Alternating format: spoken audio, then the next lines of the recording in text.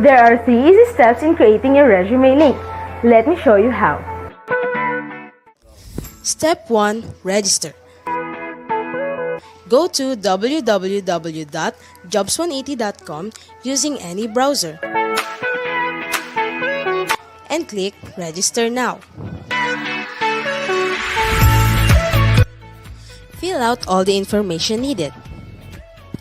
In choosing your resume link, use your full name so that it looks professional and it's easy to recall by potential employers.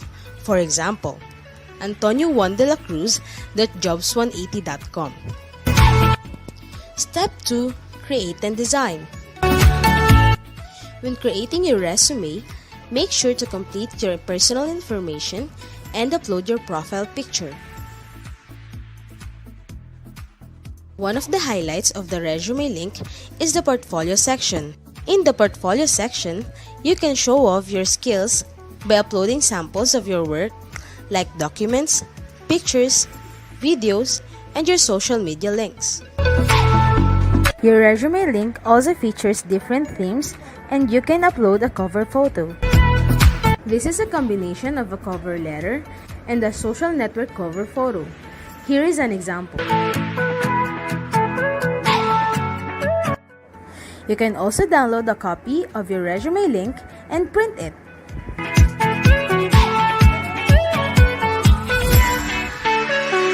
Step 3. Apply for a job. There are many ways to apply with your resume link. First is browsing the job recommendations in your Jobs 180 dashboard. If you're qualified, click Submit Resume Link. So what are you waiting for?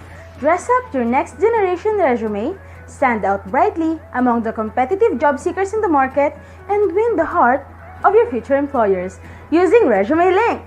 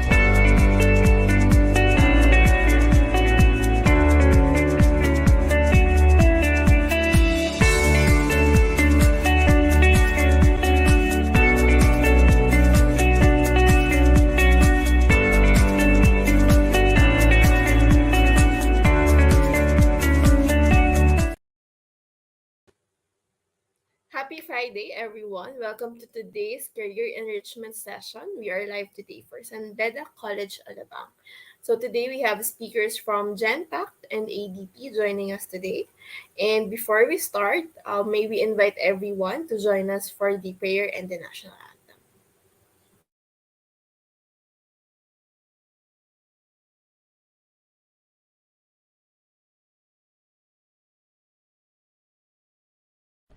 In the name of the Father, and of the Son, and of the Holy Spirit.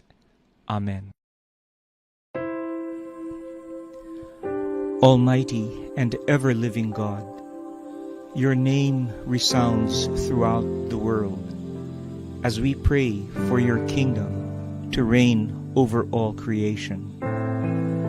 When you created the world, you filled it with beauty. Nature, suffused in your goodness, sings your praises, and we, your sons and daughters, laud your glorious work. Look with favor upon us, we pray, for though your goodness abounds, we admit our trespasses. Against you and our neighbor, our faults we do not hide. Forgive our debts, and help us forgive our debtors. In so doing, we regain our dignity before you, our heavenly Maker. Stretch out your hand and wipe our transgressions away. Now we come before you, renewed by your love and mercy. With humble hearts, we acknowledge your presence among us. Bless each of us in San Beda College, Alabang. We bring to you our hearts full of joy at our Golden Jubilee. Help us bring this year-long celebration to a fitting conclusion as we journey with each other in our Catholic and Benedictine heritage. As students, inspire us in the ways of humility and obedience, so we may seek peace and learn to serve in joy and love. As teachers and staff, imbue us with your Spirit, so we may teach and guide with competence and compassion. As administrators, grant us the grace to dispense all things with prudence, so we may be exemplary stewards of mercy and justice. As alumni, parents, and benefactors, bless us with spiritual and material prosperity, so that we may help strengthen the works in the school of your service. Above all, we pray for an increase of faith in your providential love for all, a faith that will keep us away from all evil and propel us to strive even more to work for your greater glory in all things. Bless our prayer of praise and thanksgiving for calling us to serve in your school. Bless our prayer of petition to keep us focused on building your kingdom on earth.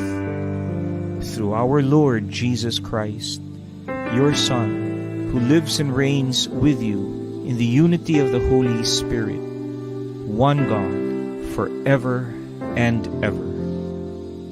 Amen. Our Holy Father, Saint Benedict,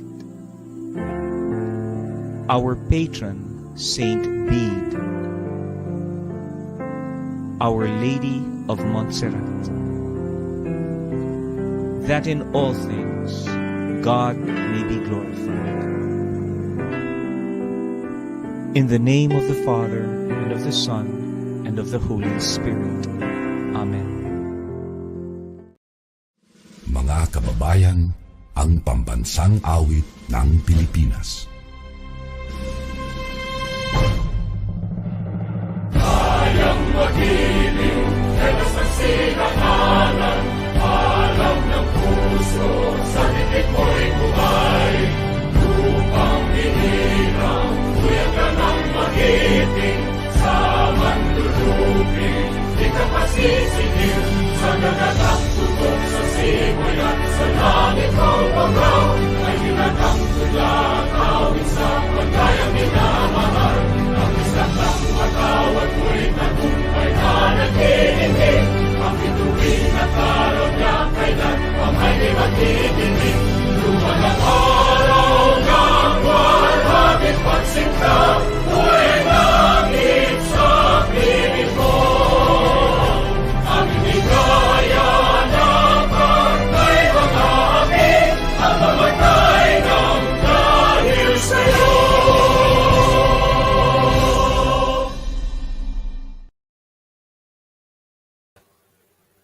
Thank you for that, Tet.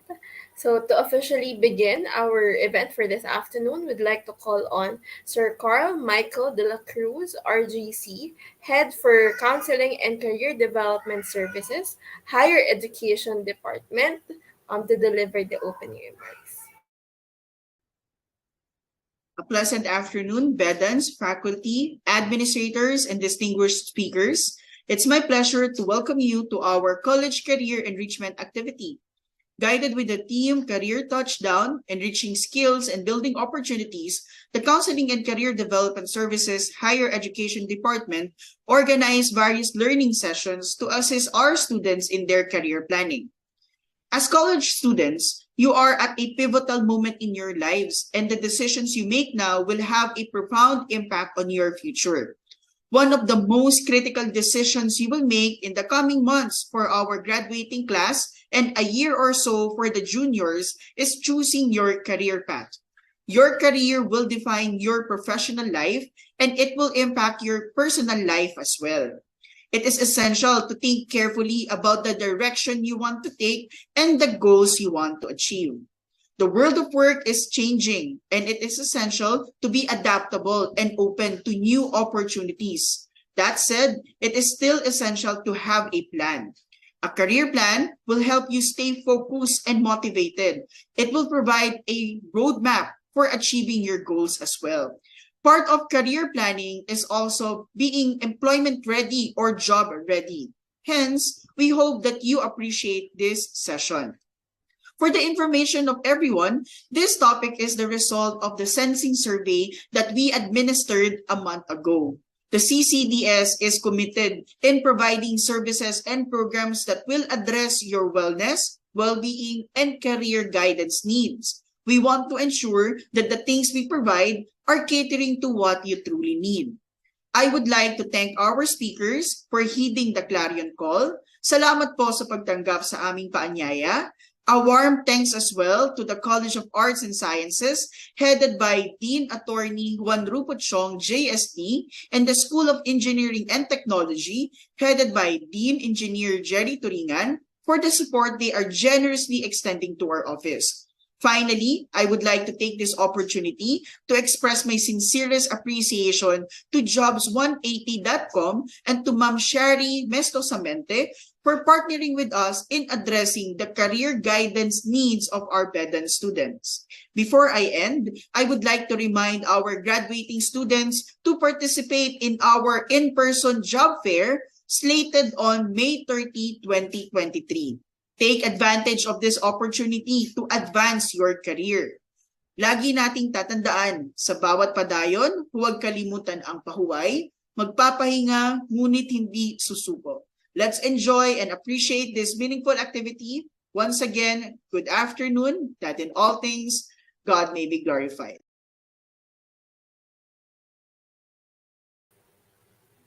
Thank you for that, Sir Mika. So now we welcome everyone to the event. So hello to everyone on Zoom. My name is Shari and I'm hosting this activity today. So please be advised that attendance and evaluation will be released at the end of this session. So please tag your friends so they don't miss out on this activity. Recordings of this webinar will also be posted in the jobs180.com Facebook and YouTube channel. So we'd also want to acknowledge the team of Sir Miko de la Cruz, Sir Joel of the Counseling and Career Development Services Office for helping us organize this activity today. So here is our schedule for this afternoon. The following topics will be discussed. Can we go to the topic slide? First topic is job application using the ResumeLink. This will be presented by Sir Kim Chua. We have top skills employers look for when hiring. This will be presented by Jen Pak. And communication skills for workplace success, which will be discussed by ADP. Yan. So thank you for everyone who was here and on time. Again, we encourage everyone to put in your questions so we can read it after each speaker's presentation. So let's go to our first speaker. So our first speaker for today is Sir Kim Chua. He is the managing director for jobs180.com and he has 20 years of experience in sales, marketing, business development, customer service, operations, business process, and human resources. He is a trusted resource speaker and he has done over 1,000 career development seminars in more than 400 plus colleges and universities nationwide. So to everyone, while Sir Kim is doing his presentation, you can pull in your questions in the chat and then Sir Joel will be feeding it to us po, so that we can answer your questions after Sir Kim's presentation. So there you go. So Sir Kim, if you're ready, please take it away. The floor is yours.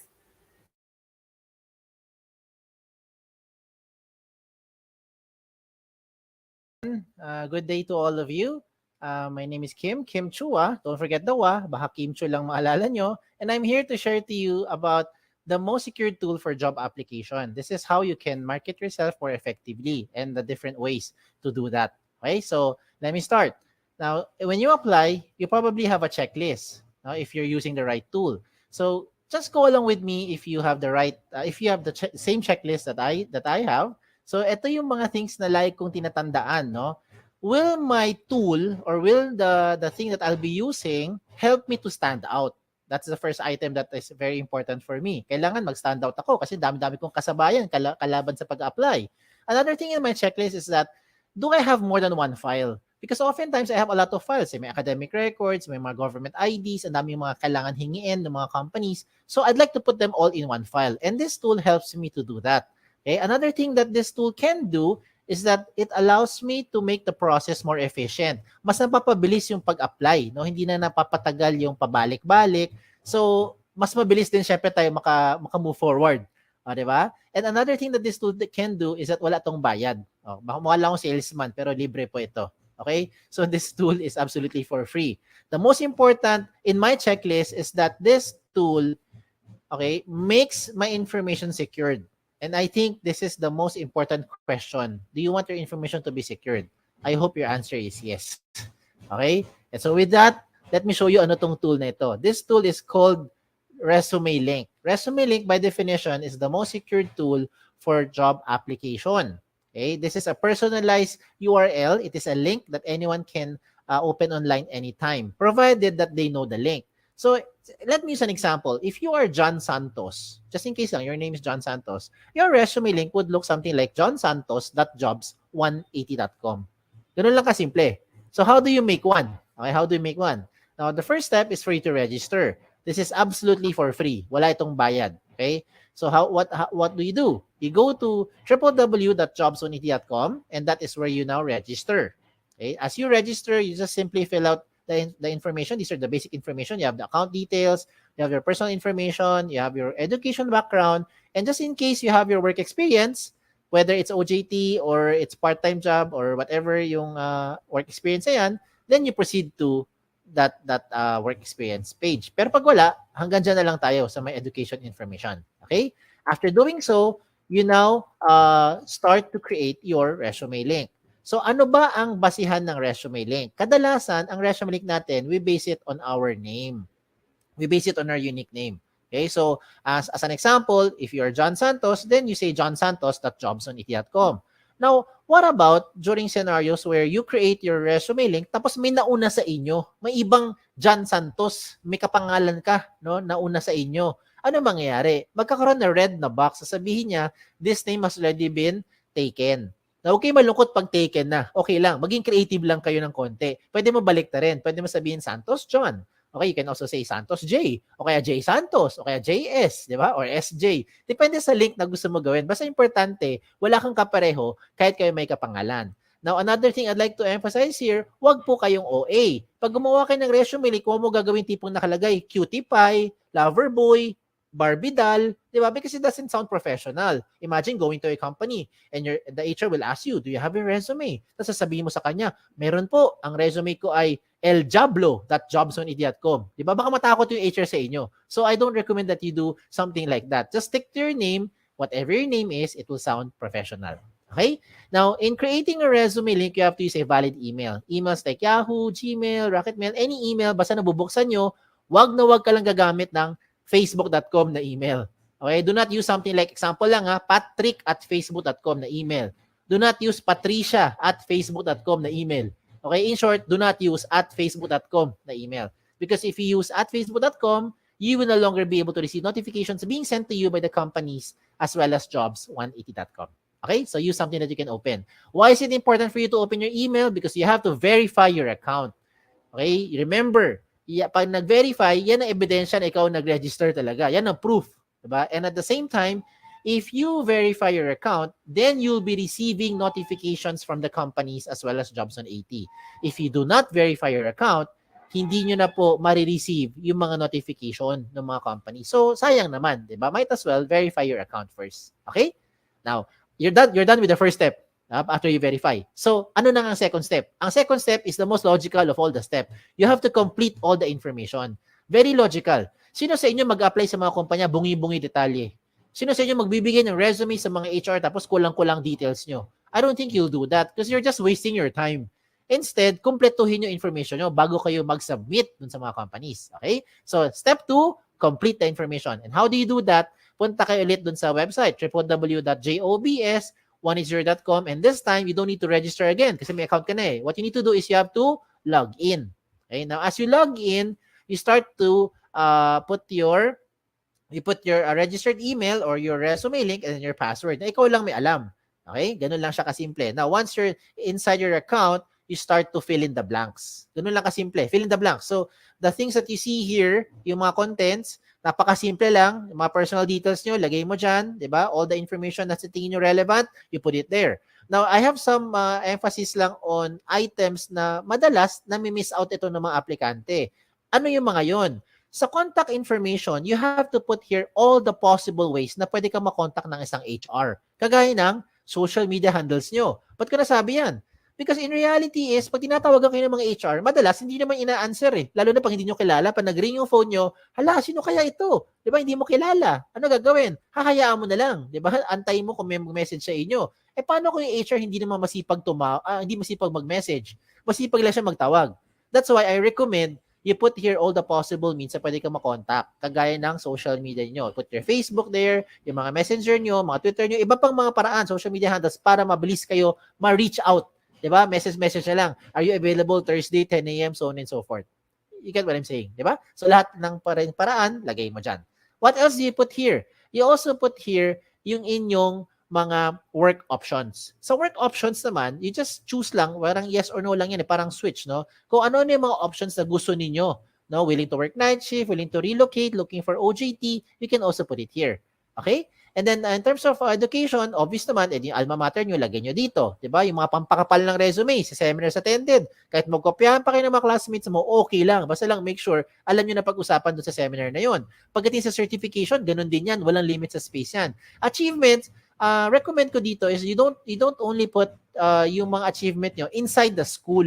Okay? Kasi hindi naman lahat tayo academically inclined. Some of us are not very active sa school, pero active tayo sa mga social civic organization. Diba? So, even if it's outside of the school, you can also put it there. As long as you think it is an achievement, you put it there. Okay?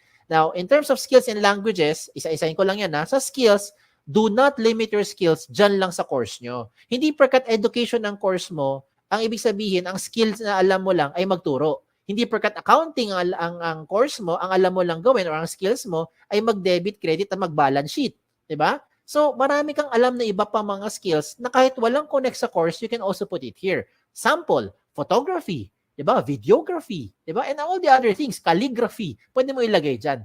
Okay? When it comes to languages, I'm sure alam nyo, 2 lengguwahe na. At the minimum, you know English and you know Filipino. If you know local dialect, to be specific, lagi mo Tagalog, Chabacano, Bisaya, Kapampangan, diba? Ilonggo, wala naman limit sa space eh. Diba? If you know foreign languages, put it there. Chinese, Japanese, French, Vietnamese, kung ano man yan, ilagay nyo. Because what you're doing is you're trying to market yourself more effectively to the prospective company. Now, when it comes to references, sigurado naman ako yung mga references nyo, kilala nyo. Ang tanong lang dyan, kayo ba kilala nila? Kasi madalas pag tinatawagan namin yung mga references nyo, hindi kayo maalala. Yung pinakamalupit dyan, hindi talaga kayo kilala. Okay, so please advise yung mga references nyo na ginawa nyo silang reference para at least they know what to tell about you. Okay? Now at this point, I'd like to highlight yung mga things that you don't find in a traditional resume. Ano yung mga yan? Diba? Ito yung mga yun. Let me start with the portfolio section. The portfolio section is where you now upload evidence of your skills. And I think with this day and age, dito pumapasok yung efficiency, no, ng ating application sa mga companies. Because oftentimes, when we apply to companies, marami mga hinihingi, mga pre-employment requirements. They will ask for mga documents, mga proof that is showing na yan talaga yung mga skills nyo. So, kung ano man meron yung mga documents, you can now take a picture, you can scan them, and you can upload it here. Example, government IDs. Diba? Meron ka mga transcripts, academic records. Diba? You can put that there. Okay? Kung meron mga medical clearance na kailangan, ganun din. Hindi na kailangan magpabalik-balik sa company. Oh, ayos ba? Oh, eto pa. Diba? But wait, there's more. Ito na yun. Etong isa pang gusto ko i-recommend sa inyo, yung tinatawag natin selfie video.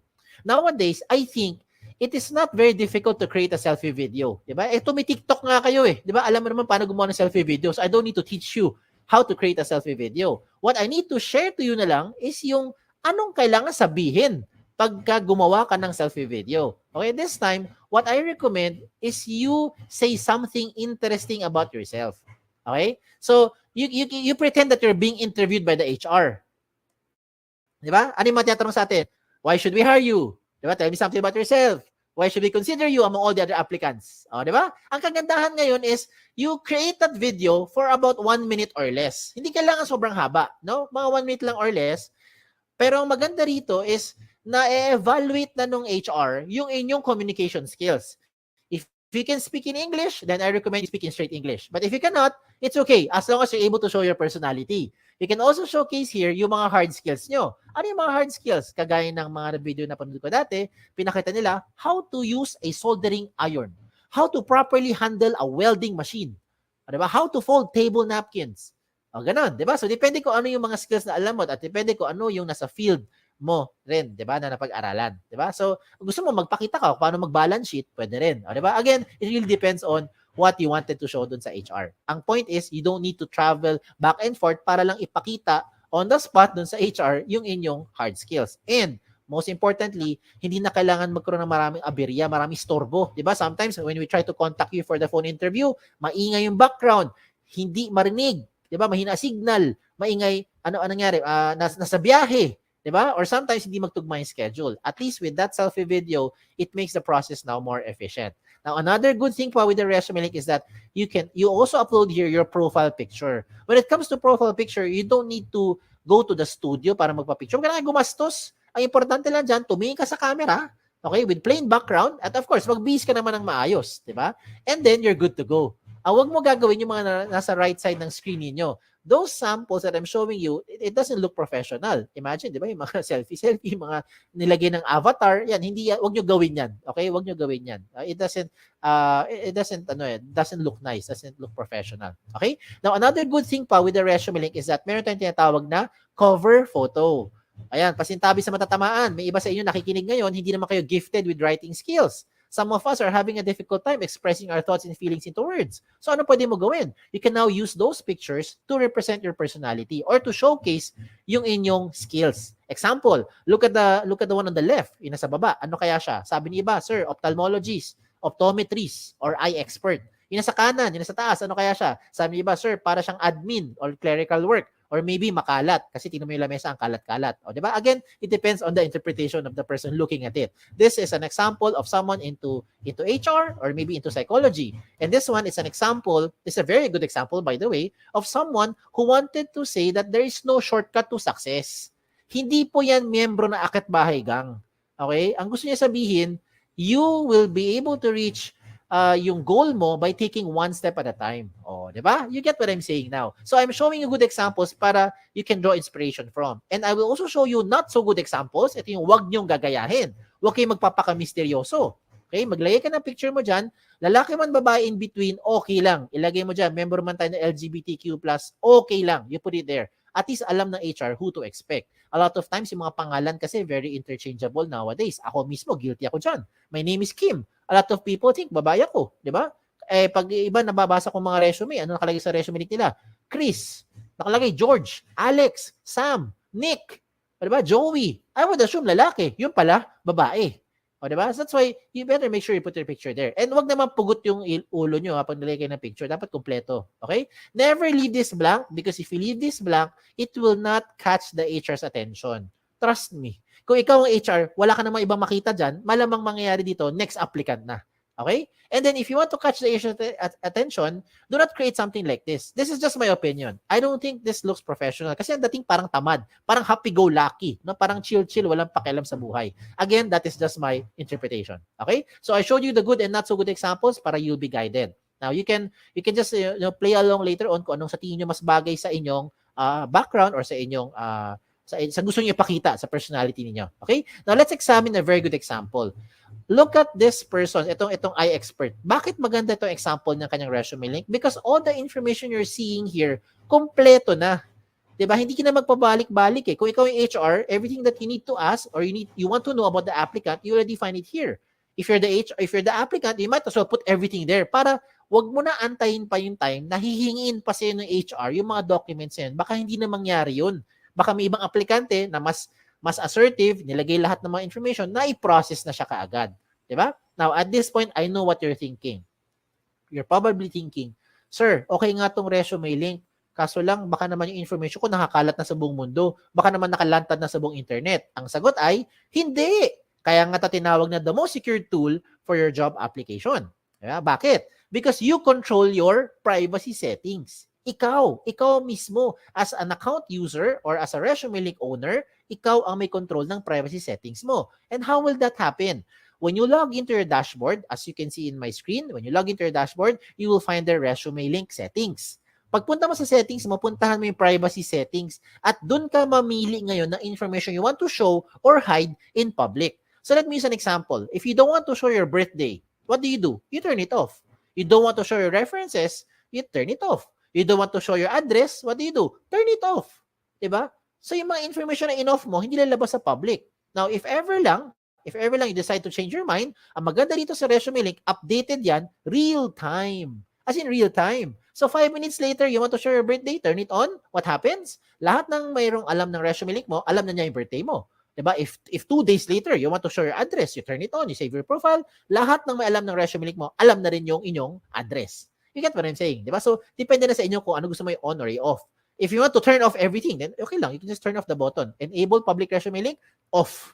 Wala nang lalabas sa public. Kahit na anong information. Okay? So, yan ang re-remind ko sa inyo. This, the second step is for you to complete the information. And in doing so, please make sure that your profile is interesting, diba? Yung information mo kompleto at updated ang details nyo para mabilis kayo makontak ng mga HR. Now, we go to the last step. Pangatlo na, last step na to. The last step is for you to submit. Now, how will you submit your ResumeLink to those companies? You might be thinking you want to explore opportunities outside of the Philippines. Maybe you want to join some job fairs later on. You want to apply online. You want to, marami, walk-ins, diba? Depende kung ano kasi bumabalik na yung face-to-face ngayon. So, lahat ng mga ipapakita ko sa inyo, lahat ito, practical application. Lahat yan, makaka-relate kayo. Ano yung first one? The first one is you go online. Of course. Diba? Yan ang fastest way. You just connect via your phone, via kung ano man gadget mo, go to jobsonit.com, search for companies. And by the way, speaking of search, you can only search for company, tatlo lang pwede mo i-search ha. Search for company name, position title, and location. Doon sa search bar, hindi mo pwede ma-search ang ResumeLink. So example lang, ikaw si John Santos, okay? Okay, ikaw si, ako na lang, Kim, halimbawa lang, subukan mo pumunta sa jobsonit.com, doon sa search bar, type mo doon Kim. Tingnan mo kung may lumabas. Malamang sa malamang, walang lalabas. Unless may company name, position title, or location na may word na Kim. Other than that, walang lalabas dyan. Kasi hindi siya searchable. So, the only time a company would be able to know your information is if and when you give your exact ResumeLink to that company. So, ikaw may control. Ayos? So, tuloy natin. Okay, tuloy natin. So, if you're going to search for companies, what do? Just go to the website of jobsonit.com, search for companies. Kung may lumabas, edi meron. Pag walang lumabas, edi wala. Diba? Ganun lang yan. Huwag natin pilitin magkaroon ng something kung wala talaga. Diba? Okay, so ano gagawin? Tingnan mo yung mga companies. Kung meron kang type, edi gawin nyo, check nyo yung opportunities. After that, you now submit your information to that company. Okay, and when you submit your information to the company, it will ask for your profile, for your ResumeLink and password. So ikaw lang magbibigay ng consent dun sa company. Okay? Now another option is for you to send resumes via email. Now there's nothing wrong in sending resumes through email. Ang tanong dito is, how are you sending your resumes through email? Do you do it like this? Do you say, dear HR manager, I'd like to apply for the following position. This is my resume. Tapos mag-attach ka ng Word file, PDF file, or whatever file you have. If you're doing those attachments pa, ang tawag dyan, traditional, pampabagal, makaluma. Hindi ko sinabing mali. Ang sabi ko lang, traditional, pampabagal, makaluma. Bakit? Hindi mo kailangan mag-attach anything anymore. If you're going to write an email and send your resume, just simply type your resume link there. Dear HR manager, I would like to apply for the following position. This is my resume. In this example, Antonio Juan de la Cruz, jobsonit.com. Send. Tapos na. Ganun lang kabilis. Diba? Whatever changes you need to do, you put it inside your resume link. You don't have to keep on sending another attachment Paano kung imagine mo na lang, nag-attach ka ng Word file, 'di ba? Ng PDF file. Tapos nagpalit ka ng address, nagpalit ka ng phone number. Ano gagawin mo? Email mo na naman yung HR. Dear HR manager, I'm sending you my updated resume. Ganun ba? Paano kung 2 months later, lumipat ka ng bahay, iba na address mo, send ka ulit ng bagong resume. Dear HR manager, I'm sending you my updated, most recent resume. I don't think you'll do that. Kasi kung ganun ang ginagawa mo, sayang sa oras siya, nakakapagod sa part mo, lalong-lalo naman sa part ng HR, mas nakakapagod to keep track kung saan dyan yung pinaka-updated na attachment or pinaka-updated na resume ng aplikante. And this time around, if you have your resume link, all you need to do is just update your resume link at lahat na may alam ng resume link mo, makikita nila yung pinaka real-time update ng profile or information. Ayos ba? Ayos ba? Sige, another one. For those who wanted to use a hard copy, gusto mo talaga may hard copy ka when you apply to those companies, you want to give something, then this is also possible. What do? You go to your dashboard inside your job seeker account, then you can print your resume link. Mamili ka lang, 1 column or 2 column version. Either way, the system will try to compress everything into 1 page. O, di ba? Maginhawa sa buhay. So, kung gusto mo talaga mag-apply sa mga kumpanya, hindi mo na kailangan mag-prepare ng maraming mga pages. Minsan, di ba, yung mga aplikante, mga 2-3 pages ang isang set ng resume. Palibasa, yung font size 45. Kaya umaabot ng 2-3 pages. O, di ba? Pero this time, the system will try to compress everything na into 1 page. Just in case you really want to have a hard copy. O, di ba? Tipid. Okay? Another thing pa for me to encourage you to do is you use ResumeLink cards.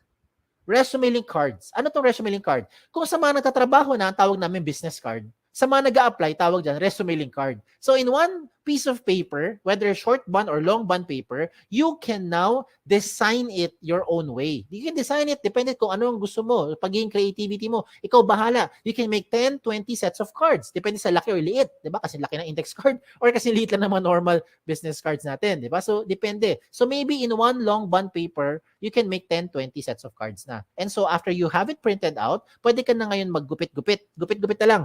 Diba? 10 or 20, bawat kumpanya, you can now start to give that as a hard copy. Hard copy pa rin naman yan eh. But this time, why am I encouraging you to use ResumeLink cards instead of the traditional long bond or short bond paper? Bakit? Una-una, tipid. Diba? Because of course, right now, eto, tipid. Kasi if you're going to apply to 20 companies, you don't need to print 20 sets of long bond papers. You just need to print one long bond paper and cut 20 small pieces of ResumeLink cards. O, diba? That's for the cost side. Tipid na. Pangalawa, at mas importante, security of information. Diba? You want to have peace of mind. Paano ko nasabi yan? Kapag ikaw yung nagbigay sa isang kumpanya ng long bond paper or short bond paper, example lang, no? It's a traditional resume. And for some reason, nilipad ng hangin. Okay? Nilipad ng hangin. Hindi mo kasalanan. Kasalanan ng hangin eh. Diba? May nakapulot na stranger. All your information, alam na nung stranger. Tama? And you cannot deny it because you know what I'm saying is true. Diba? Hindi mo kilala pero alam niya yung buong details mo. Now, using your ResumeLink card, same scenario. Nagbigay ka ng ResumeLink card sa company, nilipad ng hangin ngayon. May na stranger na nakapulot, okay lang. Bakit? Kampante ka. Kasi yung ResumeLink, ikaw may control ng privacy settings mo. That's why, in your ResumeLink card, what I recommend, you just simply put your name and your resume link. Dalawa lang. That's it. If you want to put your mobile number, it's okay. It's up to you. You can put it there. Diba? Pero ang point ko is, ResumeLink, pwede na siya makita ng mga HR or mga companies na bibigyan mo. Diba? So you have peace of mind now. Okay? So there's a lot of advantages using ResumeLinks. In fact, doon pa lang sa privacy portion, panalong-panalo ka na. Ikaw ang may control ng privacy settings mo real time. Pagdating sa speed of hire, it becomes faster and more efficient because whatever you want to show the HR, you just attach it there. Whatever the HR needs from you, they just ask from you. Diba? You take a picture, you scan them, upload it there, and later on, pag okay na, you now turn off yung privacy settings mo. Diba? Or you can remove them in the attachments. Diba? Cost efficient, definitely wala tong gastos, tipid. Diba? If you're thinking, ay sir, paano po yung internet? Kailangan ng pang-load. Pwede ka maging resourceful. Connect lang tayo sa mga libreng wifi. O, diba? And then, pagdating sa flexibility, if you really want to have it printed out, yung inyong resume, you also have the option to print it out. That's like how I showed it to you, 1 column or 2 column version. Either way, it's really up to you. Pero ang point ko is, ResumeLink na lahat yan. Okay? And you can use this to any platform, whatever platform you want to share it to. You want to share it sa mga messenger nyo, you want to share it sa email, sa Viber, sa text, di ba? Gusto mo, kaya ko bahala. Di ba? Gusto mo sulat mo sa papel, tapos gawa ka ng airplane, palipad mo. Di ba? May nakakuha, alam niya yung resume link mo. Ikaw bahala. Okay? Ikaw may control kung sino ang gusto mo bigyan. Okay? You don't have to use your USBs anymore. You don't have to save it sa hard drive. Baka mawala pa yung USB nyo. Delikado. Diba? Wag na. Baka kung ano pa makita ng mga nakakapulot ng mga USB na yan. Okay? So you don't need to worry about compatibility as well because this is compatible to any platform. If you're using Android, you're using Safari, kung ano magamit mo, pwede yan sa kahit anong version. Okay? And so, just to promote lang, if you want to be part of our team, we're also hiring. Mismo sa jobs180.com, we're hiring for several opportunities, several vacancies yan. Check out na lang yung aming jobs180.com/jobs180 na page. Okay? And by the grace of God, shout out lang ako, right now we have more than 400 plus colleges and university partners nationwide from north all the way to the south of the Philippines. Thank you, Lord. O, diba? Ang kinalat namin, hindi lang virus. Biro lang. Kinalat namin, ResumeLink. Yan ang kinalat natin. So, a lot of schools now, including your alma mater, are now using the ResumeLink. So, I hope it doesn't stop here. No? You become a blessing to others as well. If you have friends, you have yung mga relatives mo, na sa tingin mo, kailangan nitong tool na ito, you can share it to them. Wala namang bayad eh. Libre naman yan. Okay? And so, as we close this portion, I'd like to discuss some of the frequently asked questions. Baka ito yung mga agam nyo or ito yung mga questions na gusto nyo tanungin. Sagutin ko na muna. Okay? Unang tanong, can I give my resume links to companies who do not know about jobs180.com? The answer is absolutely yes. Basta alam nila eksaktong link mo at ikaw may control sino bibigyan mo nun. Ikaw lang ang magbibigay. Diba? So, ikaw lang may alam sino binigyan mo. Okay? Now, second question. Is it the same as other job platform kagaya ng JobStreet, LinkedIn, or any other job site? The answer is no. May dalawang pagkakaiba. And let me use an example here. Let me do a shout out to JobStreet, no, because I think you guys know what JobStreet is. So, shout out lang to them sa mga nasa JobStreet. If you're using JobStreet na resume, you can only apply to companies who are using JobStreet. If you're applying to a company who is not using JobStreet, you cannot use your JobStreet resume anymore. Pero pag gamit mo yung resume link mo, pwede mo yan gamitin kahit na saan, kahit na kanino, kahit na anong platform. Diba? Basta alam ng HR yung eksaktong link mo at ikaw magbibigay nun. That's the first difference. Second difference, if you have already submitted your JobStreet resume to an HR, you cannot change anything anymore. Well, you can on your end, but it will not be reflected on the HR. Hindi siya magiging real-time update. Comparing it to resume link ni Jobs 180, you can update it real time. 2 days later, 5 minutes later, 6 weeks later, ikaw bahala. Anytime nag-update ka ng information, lahat na in-update mo, dagdag bawas, will be reflected real time across all na may alam ng resume link mo. Okay? So those are the two major differences. Now, pagdating sa pangatlong question, yan ang pinaka-simpleng tanong. Can I keep my information secured?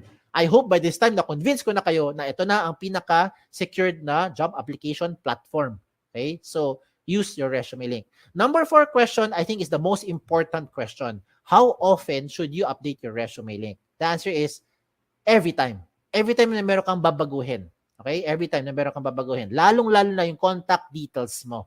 Kasi imagine, binago mo lahat. Binago mo yung work experience mo, nagkaroon ka ng awards, nagkaroon ng achievement, hindi ka naman makontakt ng HR. Wala rin, di ba? Sayang din. That's why you have to update yung contact details nyo. Okay? And the last question is just a trivia. Trivia lang, palaisipan. Why is this called jobs180.com? This is called jobs180.com because we want to turn your life around 180 degrees. And in case you're wondering, no, you wanted to raise a concern, bakit hindi po 360? Kasi pag 360 degrees, you only go back to where you started. Ikot ka lang na ikot, wala kang pupuntahan. 'Di ba? Bumabalik ka lang kung saan ka galing. Oh, ha? O, diba? Char-char lang yan. Okay, so anyways, again, kung meron pa kayo ibang questions, just in case you have questions, okay, you may send those questions here through our website, www.jobs180.com. You can also email us or email me here sa info@jobs180.com. You can like us on Facebook, also Twitter, Instagram, pati na rin sa TikTok. Okay, so check us out on all our social media platform. Okay? Again, my name is Kim Chu. Wa? Don't forget the wa. Okay? Isang magandang araw po sa inyo lahat. Thank you.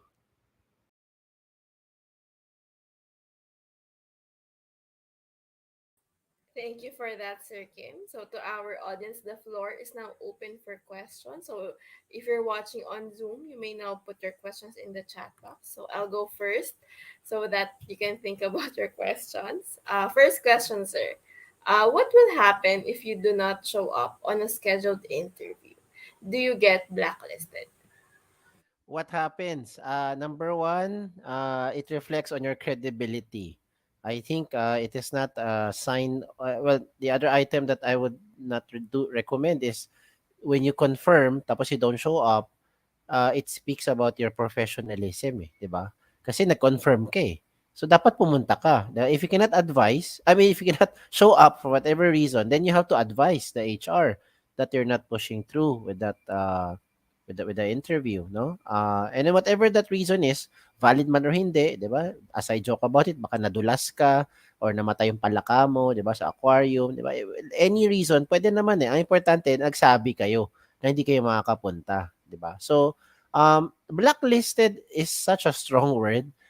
But if yes, if that it does exist, then um if the HR that you did not show up to will be the same HR that you will be meeting maybe in the next organization, no, in the next company that you're going to, hindi lang may ikaw yung nag-explore, di ba? Syempre, mga HR lumilipat din yan eh.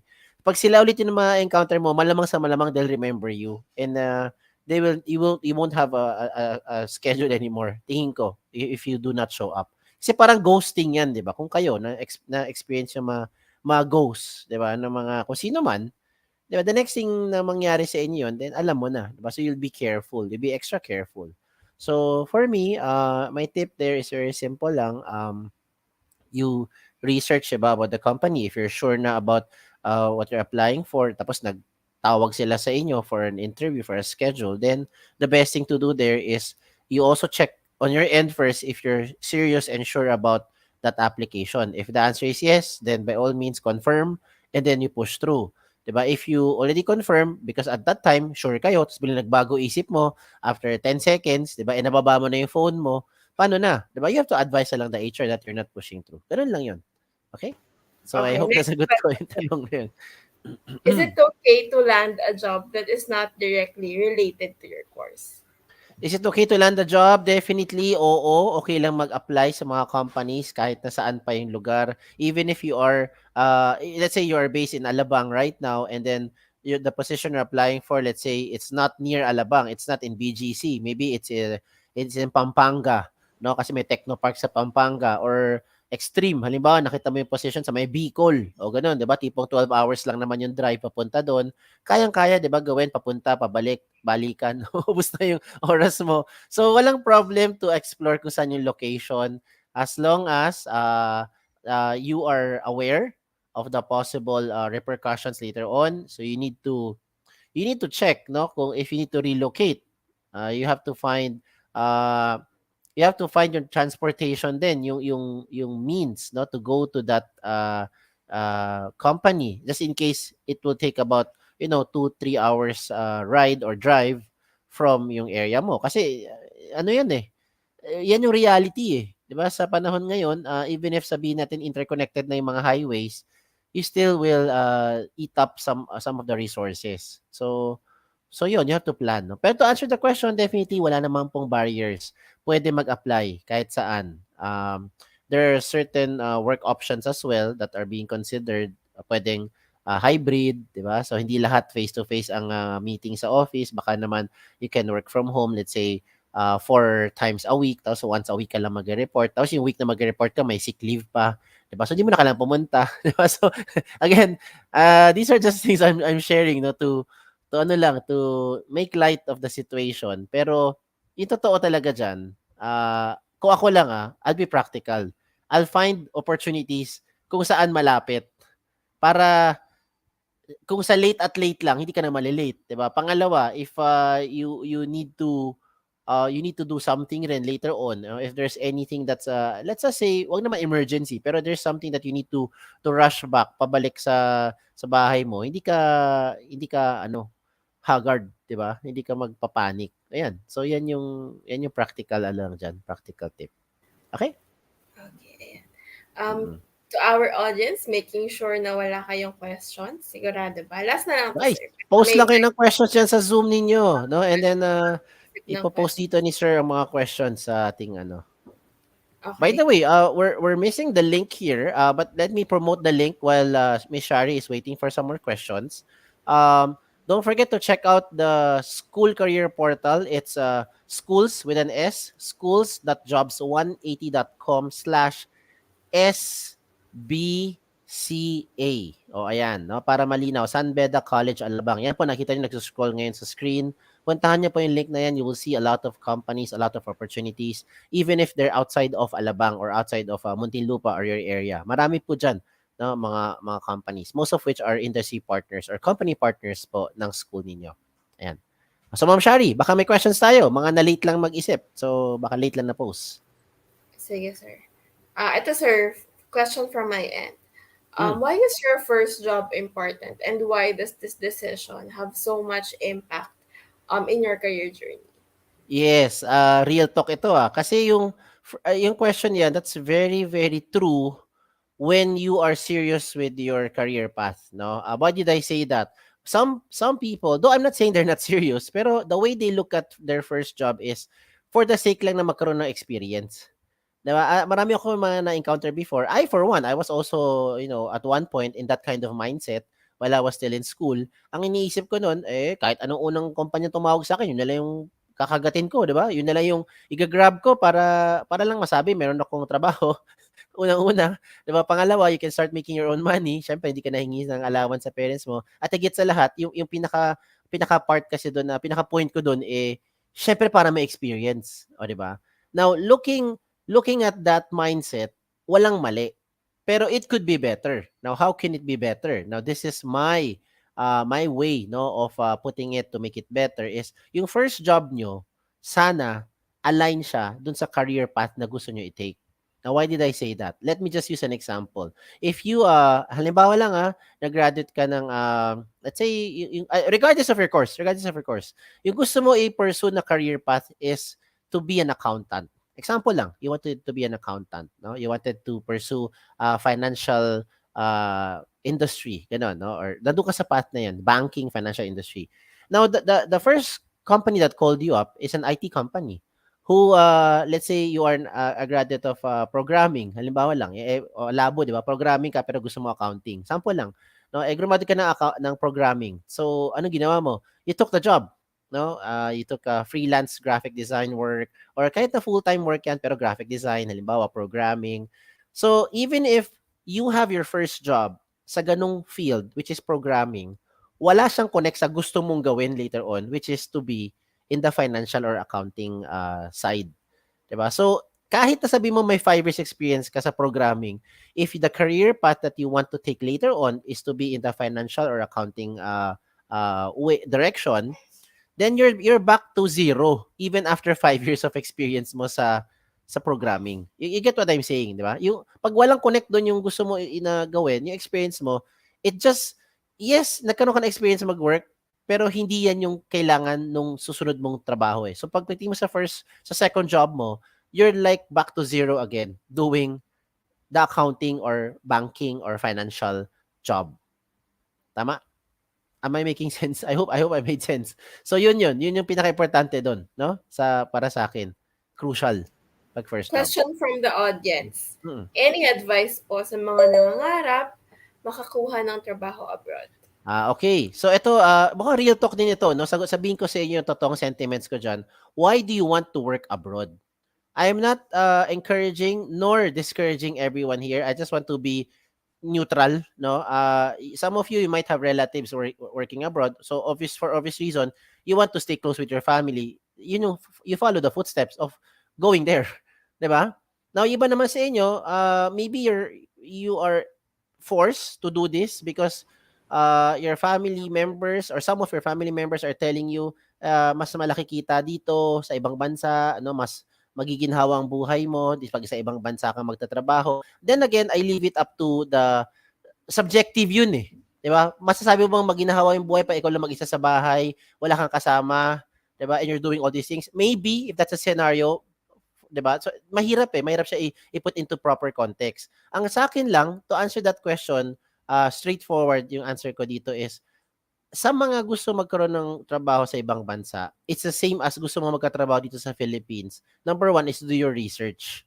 Yun ang pinaka-importante. Alamin mo ano yung company papasukan mo, ano yung trabahong papasukan mo, no? And then all the things that are part of that job or career opportunity, you have to research and learn about before you even explore, even before you say yes, no, to grabbing that opportunity, no? Kasi kung napunta ka man sa ibang bansa, at or nandito ka man, 'di ba? Depende kung saan yung situation mo.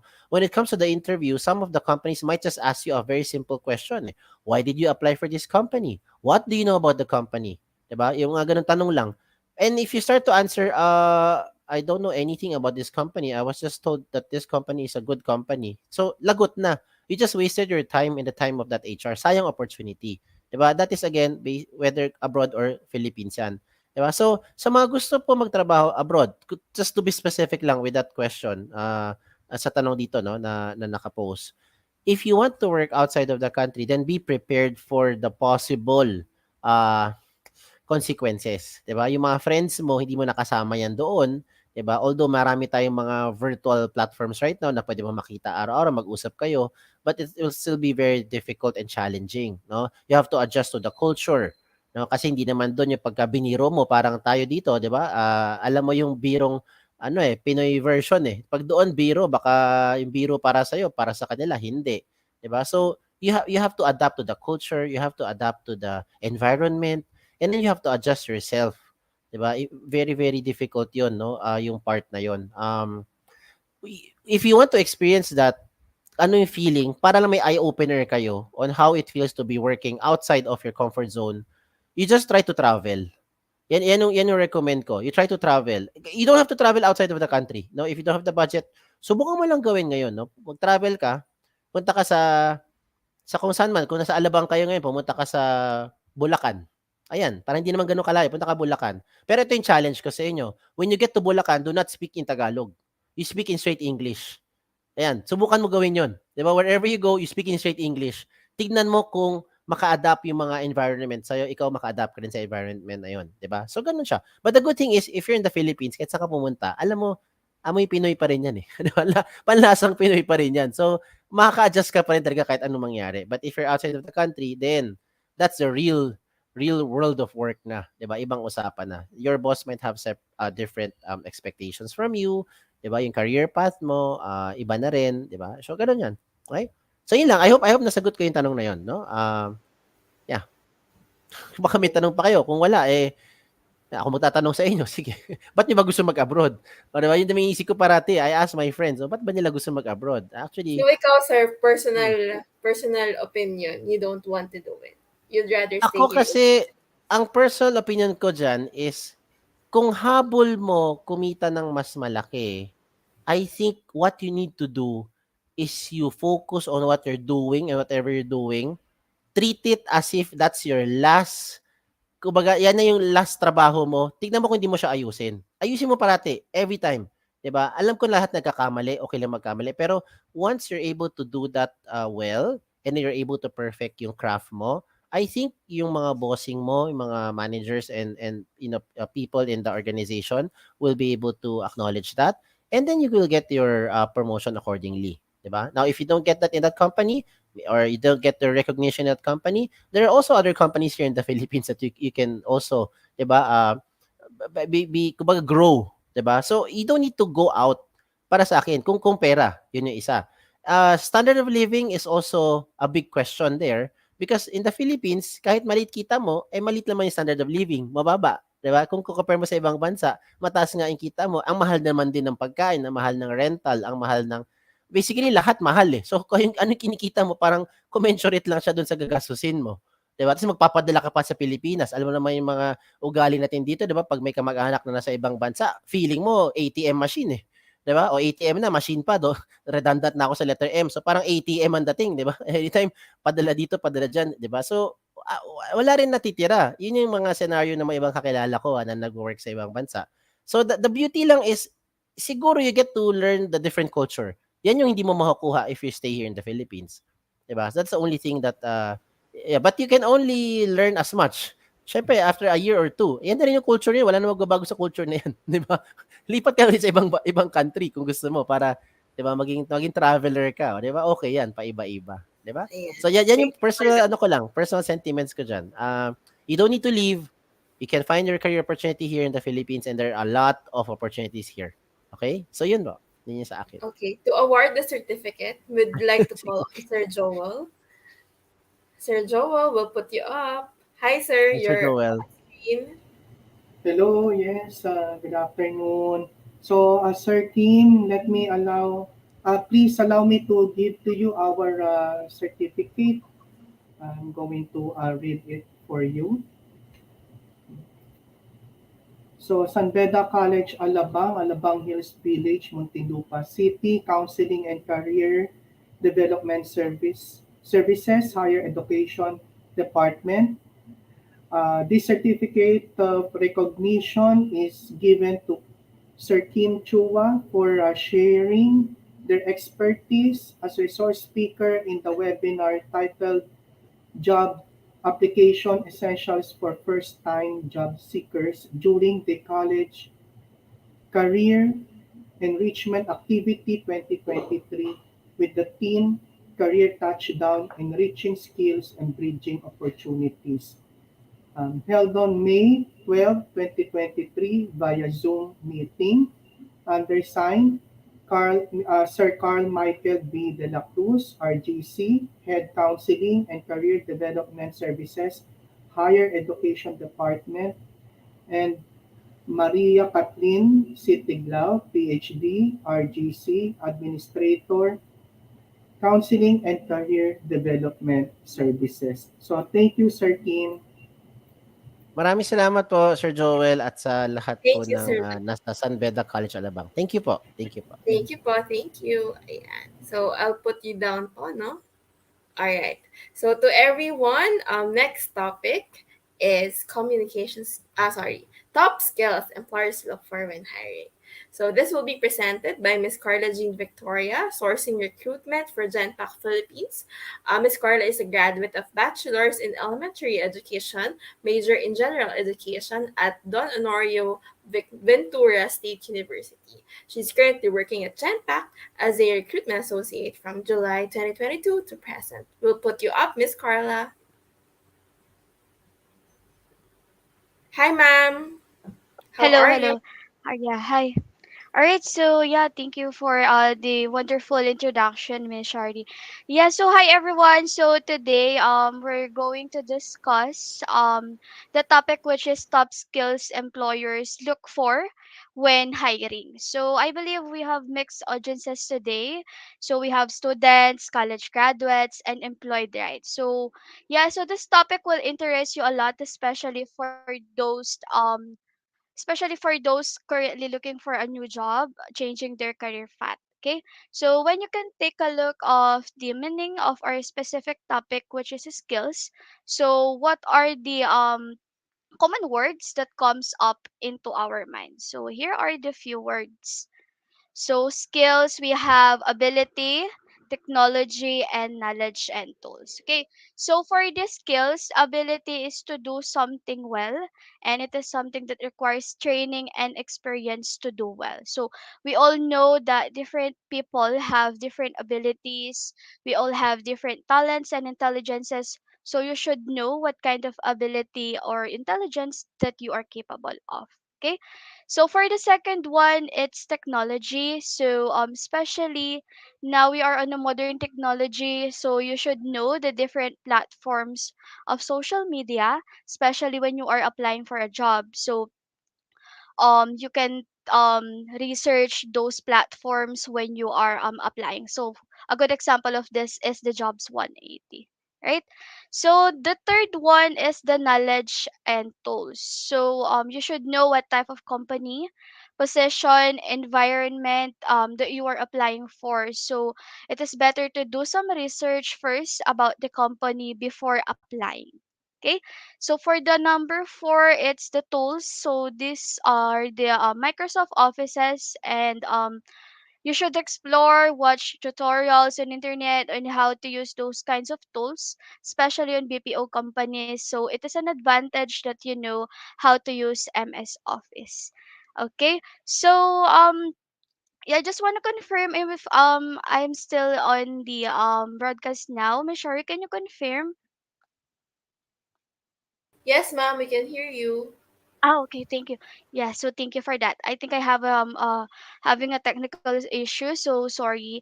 All right, so for the next slide, so the our topic for today is the top skills employers that look for when hiring. So I divided it into two main basic categories for you to understand it so easy. Okay, so in terms of skills, we can basically divide it into two. So the first one is the specific skills. So specific skills, these are employers might looking for candidates or applicants that has a specific job position. So let me just give you an example about this. So yesterday I had a candidate applied on Facebook, and we have an opening for an payroll account or position at Quezon City. So as a recruiter or interviewer, I need to check the candidate's profile, the commitment, and if she is knowledgeable and skilled on the said position that she was applying for. So that is the specific skills under the hiring process of the employer. Okay, and then for the specific skills, you need to consider sometimes when you're applying for a job. So it depends on what your industry is and what you're applying exactly, right? So for the second one, it's a universal or transferable skills.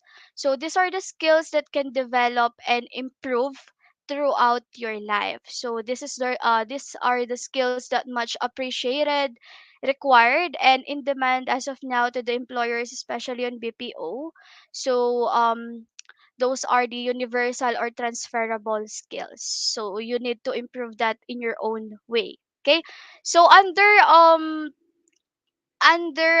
universal or transferable skills, we have problem solving skills. So I classified them as well, and then so I have three for problem solving skills. So problem solving skills, in all of the skills, so this is the most important that you need of those skills for you to order to solve a problems, of course. So whose problem? So the company's problems, the reason why they are hiring you is to solve the problems or tasks of the company. So the word problem here does not mean the problematic one or the stressful one, all right? So it's the task that needs to be done or brought to completion. Okay, so under problem solving skills, there's the analytical skills as well. So here are the traits and abilities that allow you to observe, research, and interpret a subject to develop complex and ideas. Okay, so analytical skills is the ability to identify the cause and effect of a relationship. Okay, so this is you to solve a problem, you should know how to analyze the situation first, right? So for the second one, we have critical thinking skills. So critical thinking skills is finding a solution to a certain problem or situation. So this is the time that you have the ability to solve problems and asking thoughtful questions, accepting opinion of others to make good decision. Okay. For the third one, under problem solving skills is the decision making skills. So, example, you stuck up into two situations that you can go with the decision. So you're stuck on that. So you don't know on how you can solve your problem or your situation. So there this one question is connected to the very popular question that we are using, which is on the interview. So I am always asking this one. So can you tell me about a difficult situation that you experienced before, and how did you manage a good decision? So by that questions, we are checking if you are capable of doing a good decision. Okay, so for the third kind of skills, or second kind of skills, so we have project management skills. So project management skills simply means that we are given a project or task. You are able to carry out this thing from end to end. So includes here the time management, your communication, and your data analysis. So and when you had the ability to get things done, so you need to be able to lead. So here's the leadership skills includes with the project management skills. So leadership skills basically means initiative. So you have the power or opportunity to act or to take charge before others do. So alam mo na kung ano yung dapat mong gagawin when you are in that situation without the support of your leaders or without the support of your supervisors, especially on work. So you are the one who is proactive, you are the one initiating things. So if there's a problem you're going to fix, you can fix the problem. So that is leadership skills. It's not like the leadership that we all know, which is the you need to have a big team or a group of members. So that is leadership skills. And then the third one is self management skills, of course. This is the ability to manage yourself. So this is also the very important skills that we have, especially not only on applying for a job. So even if you're not applying on a job on your daily basis, you need to have a self management skill. So if you're not able to manage yourself, so how can you operate within an organization? So how can you manage your time, your tasks, or if you don't have those skills, right? So good example of on this are your self confidence, motivation, and your goal to finish the specific task of yours. Okay.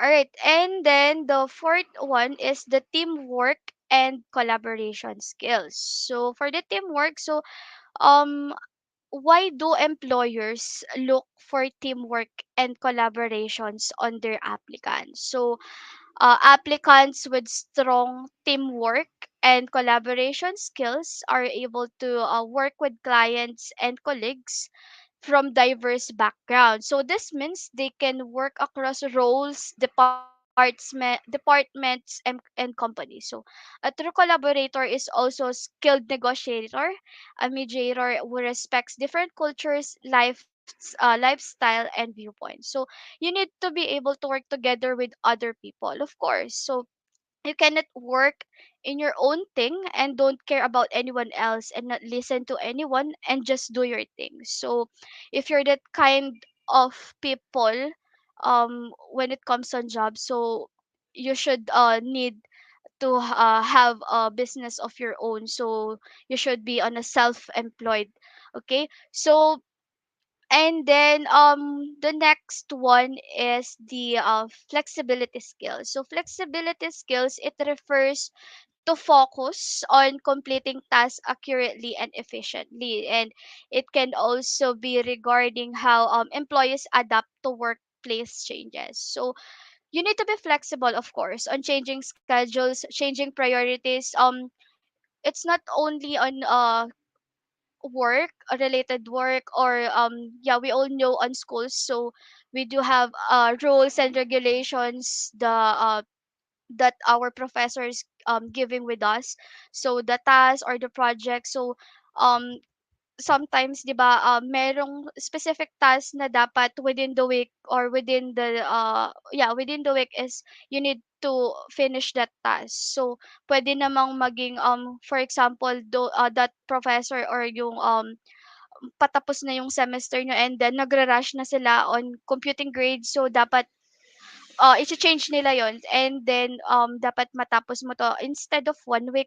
You need to change or you need to finish that project of yours in 2 days or 3 days. So you need to be flexible on changing the priorities and of course um on the given task that is given with you. So for example, when you're applying on a BPO company, you need to consider that the process is not consistent. So there is a time that process is already implemented, and then after a week they need to change the process. So if you're not flexible and you're not willing to adapt the changes happening, then it will be difficult for you to get a job. All right. And then the next one is number 5. We have verbal and written communication skills. So, for the verbal and written communication skills, so these are the abilities that help people articulate messages, ideas, and information effectively. So, these skills can help you communicate with various people in your professional life. So, if you don't have these two communication skills, how can you express your ideas, yourself, your knowledge to the person that you are talking to, all right? And then yeah, for example, if you're applying for a job, so what will show you in the first place is your communication. So in the first place, when you handed your resume and your interviewer, once you submitted your resume through online, so it shows a communication skills also there. It's a written communication skills. Okay. And then once they screen your resume, they scheduled you for an interview. So that is the time that you need to talk with the interviewer or show your verbal communication skills, why you're applying and why you are interested on that company you are applying for. So that's the time that you need to express your knowledge, your ideas, and why you are applying with them. So that is the verbal communication skills. So and also everyone else we need to practice to listen, of course, because if you don't listen, you cannot communicate, right? For example, I have a job interview before. So I had a candidate that um there's an answer on his mind, and then I think is nagme-memorize lang siya. So as an interviewer, I need to check that that skill or that ang tawag dito I need to check that attitude of or traits na ginagawa niya. Kasi kung nagme-memorize ka when it comes sa interview, so paano kung yung sagot mo is hindi siya connected dun sa tanong ng interviewer mo? So malayo, malayo yung answer mo doon sa question niya. And then on that, so meron tayong high possible chance na hindi ka maa-accept kasi nga we are gauging your communication skills, so we are checking your communication skills and the other skill, which is the problem solving. So each question kasi hindi naman siya basta-basta question na trip lang namin i-ask with you and then gusto lang namin na mag-English kayo. No, each question is meron tayong mga specific skills na chine-check. Okay. All right. So, no matter what industry you may in or positions you are applying for, communication skills are very important. So, lalo naman na ngayon on school, 'di ba? So communication skills is napa-practice din naman siya. So it's a daily basis naman na ginagawa natin si communication skills. Okay? And then the next one is the emotional skills. So emotional skills under din siya ni communication skills. Why? So the way on how you interact personally on pwede rin siya through chat, personal and email. So those are kind of communications as well. And then when you send an email, for example, nagkamali ka ng email about dun sa message mo and then meron kang ibang nasabi dun. So we need to be careful when sending those messages and speaking. So pwede tayong maka-hurt and it can cause with our emotional skills as well. Okay? So there's the time so emotional skills requires a lot of talking and conversing people, of course. All right, so there's a time that you're on the company, for example, you are working for. So there's the time that your productivity is good and then becomes decrease. So as you can see at the picture, so I already demonstrated there. So sometimes pumapasok din si emotional skills sa mga ganyang setup. For example is mayroon ako mga na-interview before na the reason why they leave with their company is there's a toxic management environment or with their colleagues. So we need to be careful with those. So it can affect also with our emotional. So dapat aware tayo sa mga ganon.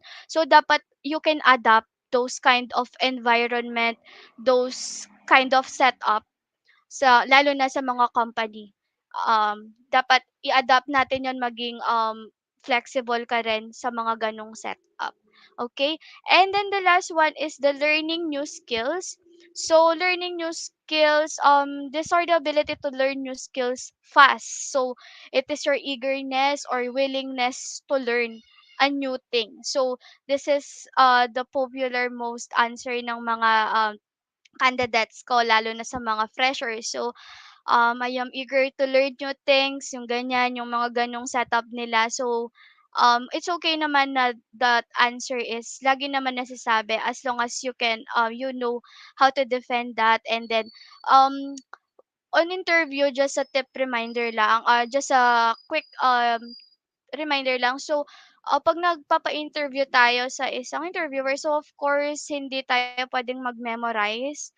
And then, ayun nga, as I mentioned before, hindi mo kailangang kabisaduhin kasi when we are interviewing candidates, um, it depends on your last answer kasi. So, hindi naman siya set of questions na basta lang siya itatanong.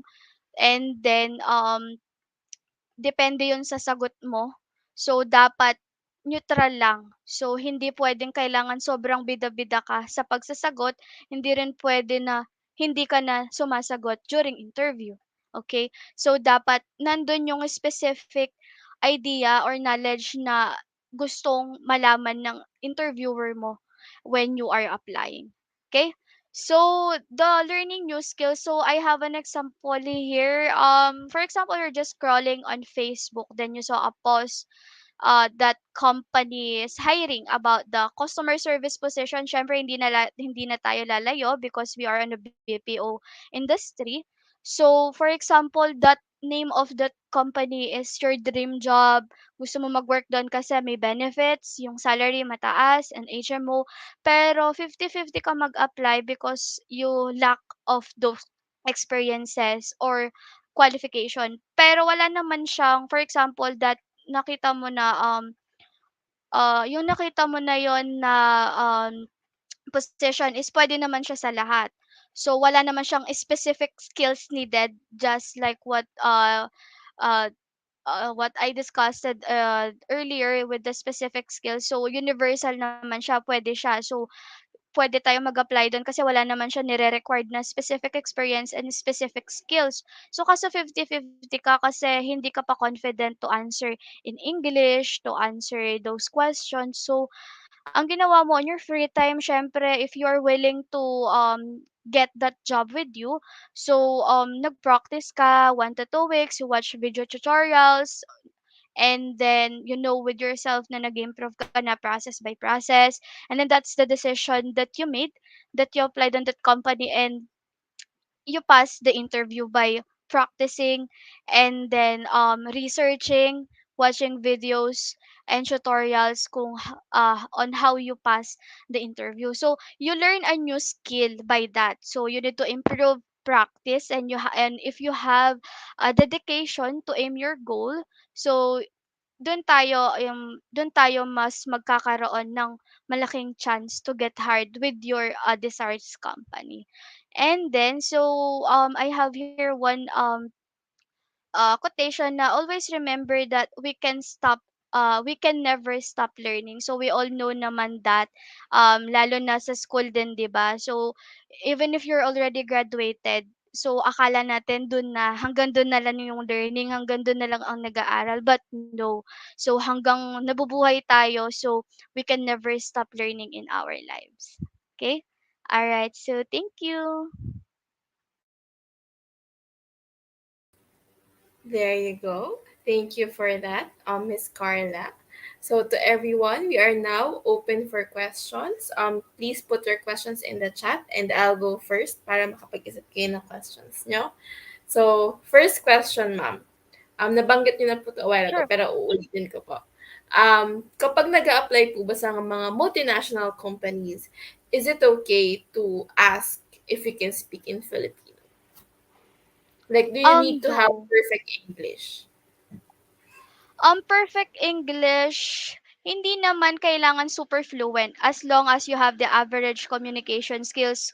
Yun nga, which is nasabi ko, kailangan mong i-express yung thoughts mo, kailangan yung interviewer mo kung ano yung gusto niyang makuha dun sa question niya with you, kung ano yung need niya na answer on that specific question is, um, ayun, kailangan mo siyang ma-attach, and then hindi naman talaga need na super fluent, basta conversational, okey 'yan sa mga BPO.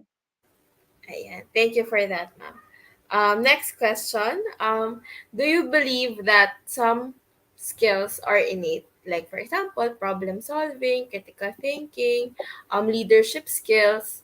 Like, unlike technical skills, hindi siya natitrain. Mm. So, ang tanong mo is kung ano ba sila ulit? Kung ano, ma'am, if do you Kung believe that some skills are innate or nasa tao na siya, ma'am? innate. Hindi siya Hmm, natuturo, hindi siya. ano just I discuss again. So the specific skills, those are the skills na trainable. So again, yung specific skills, yun yung mga hard skills. Like kunwari, you are applying on a dental clinic, and then yung specific role doon, syempre, kailangan dentista ka. So those are yung mga kailangan pag-aralan, and then yung mga tinitrain. So yun yung specific skills na sinasabi natin. And then yung namang sinasabi mo na critical thinking, analytical, leadership, and yun na-discuss din natin. Those are the soft skills. So, natitrain yon depende sa tao. So, kung paano mo i-improve yung sarili mo. Ayun. Kung papipiliin kayo, ma'am, which would you rather hire? An applicant to have good specific skills, technical skills, a good hard skill set versus someone who has good soft skills po. Which one would you rather choose? O sino yung mas matimbang? Siyempre depende sa qualification. So, as an interviewer kasi sa Genpack, meron tayong different qualification. So, for example, di na natin siya ilalayo siyempre sa mga account. So, may mga different qualifications kasi tayo na need na i-hire. So, yung na-example ko nga kanina, di ba, yung sa specific. So, ang hiring doon is payroll account. So, hinire ko siya kasi may experience siya ng payroll. Ngayon dun naman sa isa, which is the universal or dun sa soft skills, so depende yon kung, pang-general naman yung account or depende rin sa a-applyan niya, puwede rin natin siyang i-hire, ayun. Okay. A question from the crowd. When you speak in English, does it have to be articulate or fluent in an interview? Especially Um, at this time. Nowadays. Fluent, as long as you are conversational nga, and you have your comprehension na when I ask a question, hindi naman need na kailangan super bilis mong magsalita or super bilis mong sumagot. And then hindi naman din siya need na super fluent, like na parang taga-ibang bansa ka na sumagot. Pero if you have that kind of skills, so much better kasi mas mabilis ka talagang when you have a fluent. And then ayun lang naman, so kailangan lang talaga is when you are speaking and when you are expressing yourself sa interviewer is naiintindihan niya, and then hindi paligoy-ligoy yung answer mo. So point to point din siya dapat. So ayun. Okay. A question. So this one is from me. So ano pong Sure. tips nyo for self-doubt? So of course you've enumerated a lot of these skills a while ago, like problem solving, critical thinking, leadership, teamwork, ganyan. So sa tingin nyo, Mm. ma'am, kapag yung applicant iniisip niya, ay, di ako masyadong magaling doon. Ano po yung tips nyo? Okay, so for that, siguro if yung candidate is 50-50 siya mag-apply, 'di ba? So, kala niya hindi siya marunong sa gantong klaseng industry. So, siyempre, ilagay ko na lang yung sarili ko on that situation. So, kailangan kasi kung gusto mo yung job na yon, you need to improve yourself. Kailangan do your part when you are applying. Hindi yung porket nag-apply ka sa BPO tapos sabihin mo na at tinanong ka ng interviewer mo na um sinabi mo sa interviewer mo na, "Ma'am, wala pa po kasi akong experience sa BPO, so I don't have any idea about that." No, that's a big no when it comes sa interview. So, dapat ang sagot mo dun kahit na fresher ka, meron ka ng knowledge, meron ka ng background about dun sa company, and nai-improve mo na yung sarili mo bago ka sumabak sa interview. Ayan. Okay. Question from the crowd, ma'am. Is a graduate degree still needed today? Or okay na ba yung skill set as long as graduate naman? Is a graduate That's degree the still way needed today I or interpret your that. skill set, but as long as you're a graduate? Parang magulo siya. Parang i-ano na lang, ma'am, let's interpret it this way. So, kailangan pa ba yung degree? Okay. So, for now, we have a different qualifications nga, as I said. So, meron kasing mga companies na need talaga Am I na on? yung Si Miss Carla oo. ba'y nawala? Yeah, I'm here. Oh, there. Ayan. Ma'am, are Alright, you back? so, yan. Ayan. Yes, yes. Hello. Ayan. So, Alright, let's so interpret it this ayun. way. Ay, sige. Okay, ma'am. If Okay. we catch my last sentence. Sige, sige. So ayun nga, so it depends din kasi sa company kung ano yung hinahanap talaga nila. So for example is there's an opening about this one na kailangan college degree siya. Tapos meron gantong setup, merong gantong company na kahit senior high school graduate, associate course, high school graduates, and then college undergrads, they can apply. So we're not discriminating the education of the applicants. So, titignan ng company yan kung saan siya perfect or kung saan siya fit sa mga accounts or sa mga positions na merong hiring sa kanila. Okay, another question, ma'am. What Sure. can we do for the companies who are asking for an experience? And since we are fresh We are. graduates, we don't even have one. So, Okay. paano po ito sasagutin, ma'am? Sige, for that company naman is as we mentioned nga 'di ba, before ka mag-apply, you need to check kung anong position ba yung ina-applyan mo, anong industry ba 'yan. So, ayun nga, for example ko nga ulit kanina is kung nag-a-apply ka ng customer service tapos nag-a-apply ka sa dentistry, so hindi ka puwede dun, 'di ba? So, it's very important na knowledgeable ka and nagre-research talaga tayo and siyempre ibe-base din natin yung ano yung ability mo. So, kunwari nag-apply ka sa gantong industry, tapos tingin mo is qualified ka, you can go for that. So, kahit walang experience, as long as you can express your knowledge about that company or anong account man yun. So, meron talagang chance na ma-hire ka with them. So, always check yung qualification. Syempre, pag nag-apply tayo, di ba, hindi naman tayo basta-basta nagsisend lang ng resume. So, i-check natin yon kung qualified ba ako, kailangan pala siya ng ganito. So, sige, doon na lang sa isa. Okay, so ganun siya. Ayan. So, here's another question. Ma'am, Mhm. I am about to graduate in education. What Education. kind of position can I apply That for in a company? in a company. Pwede mo Yeah, magko-corporate so siguro, ganyan. So, parang ako, I am an education graduate din, pero since, yung time kasi na nag-graduate kami, it's pandemic time. And then uso na yung gan'tong setup, 'di ba, yung mga remote jobs, mga naka-work from home, mga, sa mga bahay lang, 'di ba? So, I, decided to apply and then ayun naman, so pinalad naman. So the first job that I had is as an, recruiter or interviewer. So depende naman sa'yo kung ano yung gusto mo talagang gawin or ano talaga yung gusto mong applyan as an education. But if you want to pursue your profession as a teacher, you can go for it. Pero kung, um, gusto mo na mag-apply with this kind of industry, pwede rin. Kung gusto mo naman sa food industry, pwede rin. So, ayun. Okay, thank you for So, that, Miss kahit saan Carla. naman pwede, 'di ba? Basta kahit graduate or hindi, kahit saan pwede tayong mag-apply. So, depende talaga 'yan sa nag-a-apply. Yeah, thank you for that, ma'am. So let's call on Sir Joel. Okay? Sir Joel will be presenting the certificate, awarding of the certificate. Sir Joel, you're up. Yes, thank you, Miss Shari. So again, let me read the citation here in our certificate.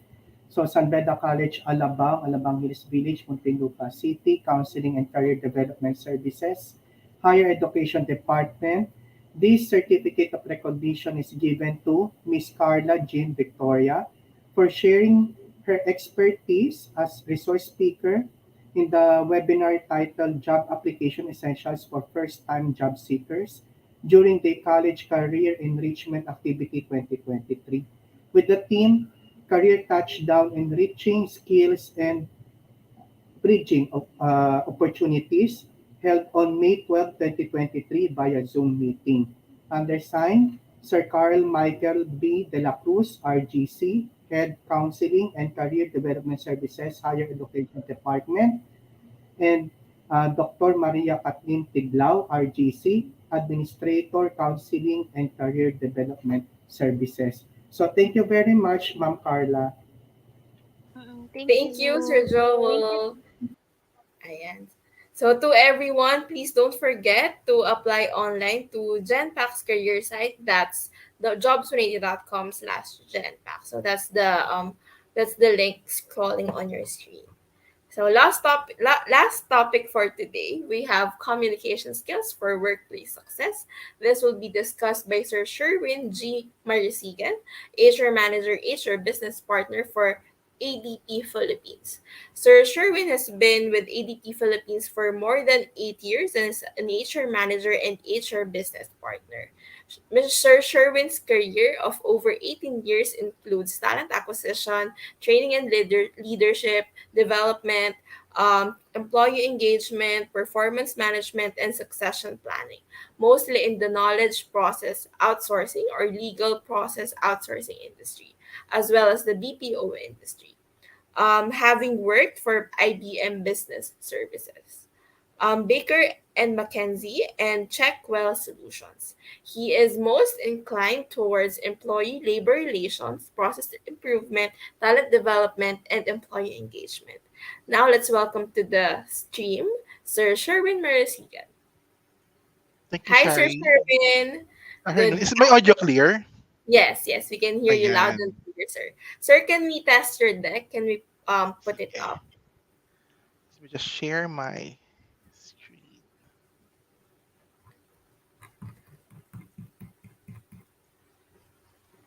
Then let me know, Shari, if you can see it. Okay. Just loading, sir, on our end. There you go. Sir, your deck is Okay. up, so I leave it to it and I'll be back for a question and answer in 20 minutes. Thank you, Sir Sherwin. You have Thank the you, floor. Shari. There, so good afternoon to everyone. So again, my name is Sherwin Manasigan. I'm one of the HR manager and also an HR business partner here in ATP. So as the last presenter for this topic, it's a very good kick-off from where you had a while ago when Kim and Carla talked about their presentation. So Kim focuses more on how you find a job to simplify it, and then Carla mentioned about specific competencies. So all of these things that you heard and a while ago boils down in how you effectively communicate. And here I am to present with you how you can effectively communicate specifically in the workplace setup. So Kim mentioned about how you look for a job. Carl talked about the competencies that is required for the position. Now, let's put like our mindset that you are now part of the organization. So I'll be talking about how you can communicate successfully and what are the tips that I can share with you on how to be an effective communicator. First and foremost, let's define what does workplace communication means. Workplace communication is different from a typical communication that you had with your friends, with your family. even in the academy or even in school, is totally different. To simplify how we define workplace communication. So these are any type of communication that you do at work regarding your job or regarding work. So it includes clarification on your individual task or the task that assigned to you, sharing specific updates regarding a project or a task that is assigned to you, and also communicating feedback to either your manager, your peers, or your colleagues. So there are different platforms in how you can communicate in the workplace. So it's important to know what are those kind of forms or platforms. So the things for an example would be a face-to-face communication. Another example is through writing. It can either through be an email or through a chat messaging tool or any platform that you have in the office. The right tool that you use in the office helps you in terms of how you can communicate well. So it's important that when you get to be hired by an organization, that you know what are these tools, because these are the tools that will help you a lot in the way you can effectively communicate to your peers, colleagues, to your managers, even to your stakeholders or clients outside the country or outside the Philippines. So these are just some examples that I have here in how we communicate within the workplace. So first, during team meetings. So effective communication is really necessary or important in how you conduct team meetings, because it's a way of how you convey specific messages that you need to inform a team member, your manager regarding specific function or task. Team meetings provide you updates. It can provide you information on certain movements, uh, goals, objective of the team. So it's very important that you will able to convey your message as clearly as possible. At the same time, it's also necessary for you to collaborate within the team in terms of what the direction that you want moving forward. Yeah. Another example is one-on-one feedback session. Um, it's also important that you have to communicate well in terms of providing feedback, not only positive feedback, it can also be negative. So it's in terms of how you communicate, what do you need to tell, what do you need the person to understand regarding specific messages, or how do we want to be effective in what we do. Yeah, so these are just some examples. Second, receiving information or providing information itself. So effective communication in the workplace helps in terms of the information that you need to clarify when you receive a message. It also provides an avenue or a platform to further ask questions or concerns, provide your concerns or suggestions or comments regarding specific information. At the same time, it is a platform wherein you be able to provide the information that you need to tell the person.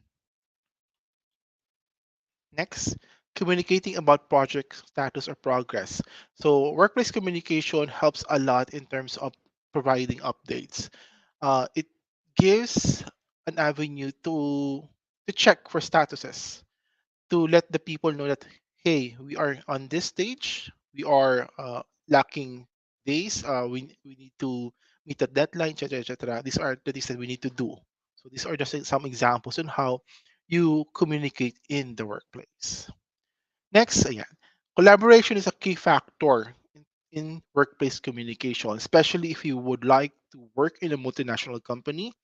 You not only communicate with your peers locally or with your bosses locally, but also you have the opportunity to talk to peers, managers, supervisors outside the country.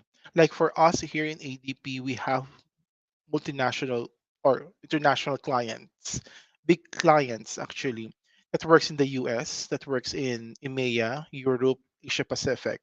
So if your communication is not as effective and efficient, it will be very difficult for you not only to do your job, but to really know what is necessary. Yeah. So it's important that you uh, effectively communicate well there. Then lastly, they say that verbal and written communication is important, but more so the non-verbal communication. So what are these non-verbal communication? These are what you call body languages. Your facial expression, the way you use gestures, the way you use your hand, the way you look at a person tells a lot in terms of how you communicate to your peer, to your colleagues, to your manager. So just imagine if someone would greet you good morning and with a like a frowning face. So it has like an the connection is not there. And it gives a different meaning in terms of receiving the messages.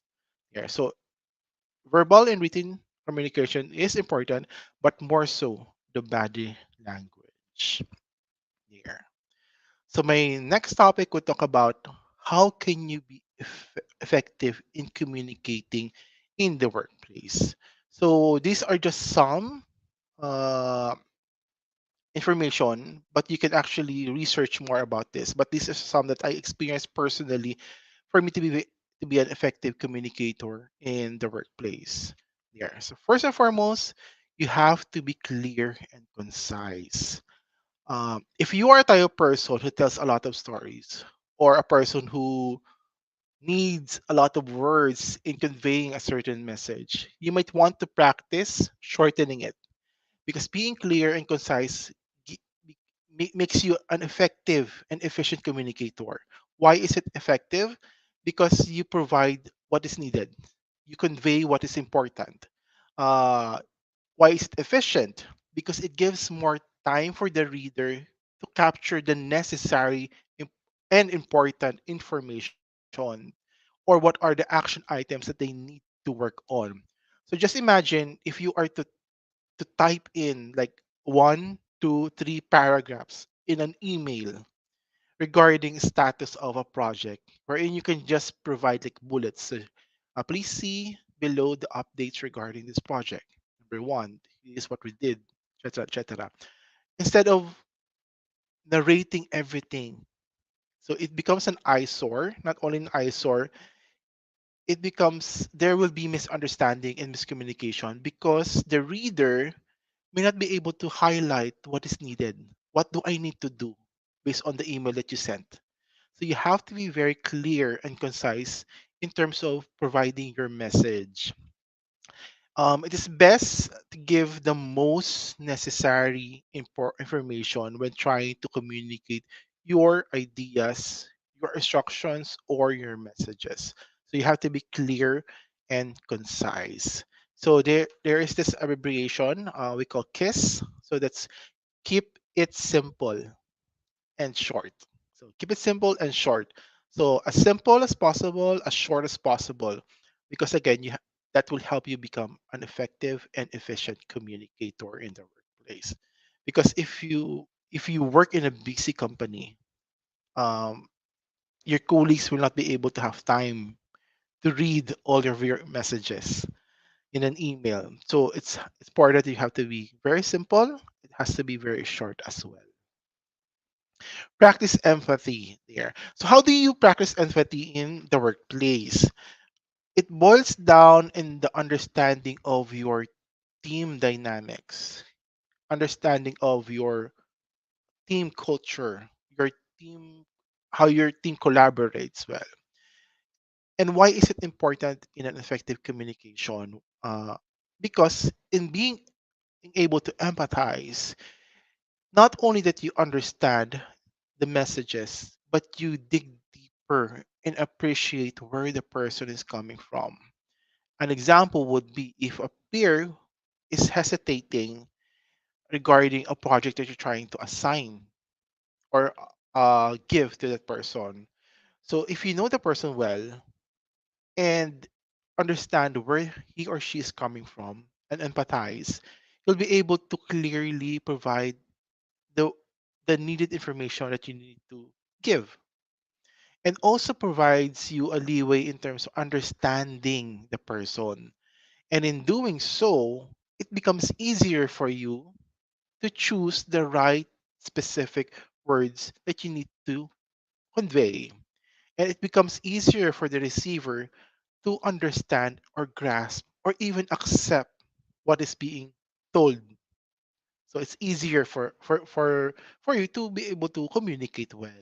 Yeah, so you have to practice empathy.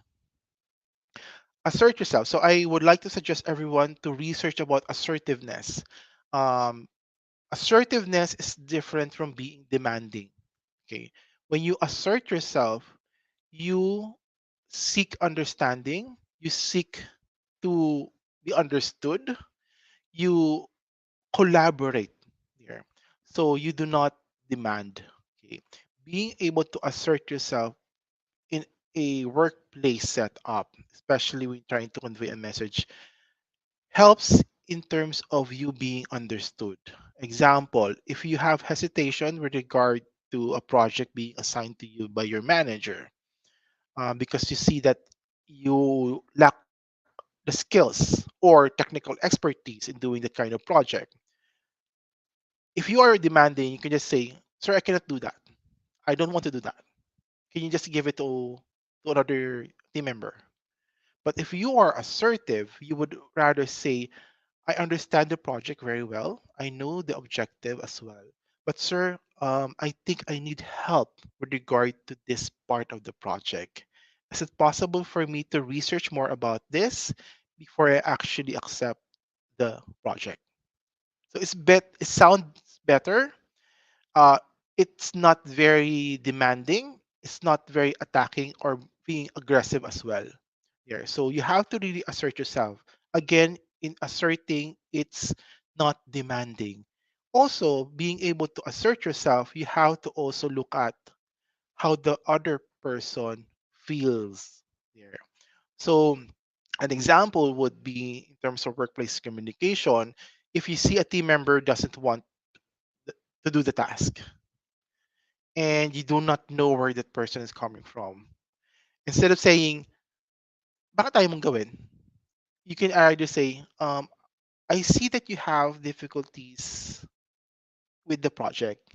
What help do you need from me so that I can assist you?" So as simple as that, that's being assertive. So words that you use, that you choose, affects the way you communicate your message.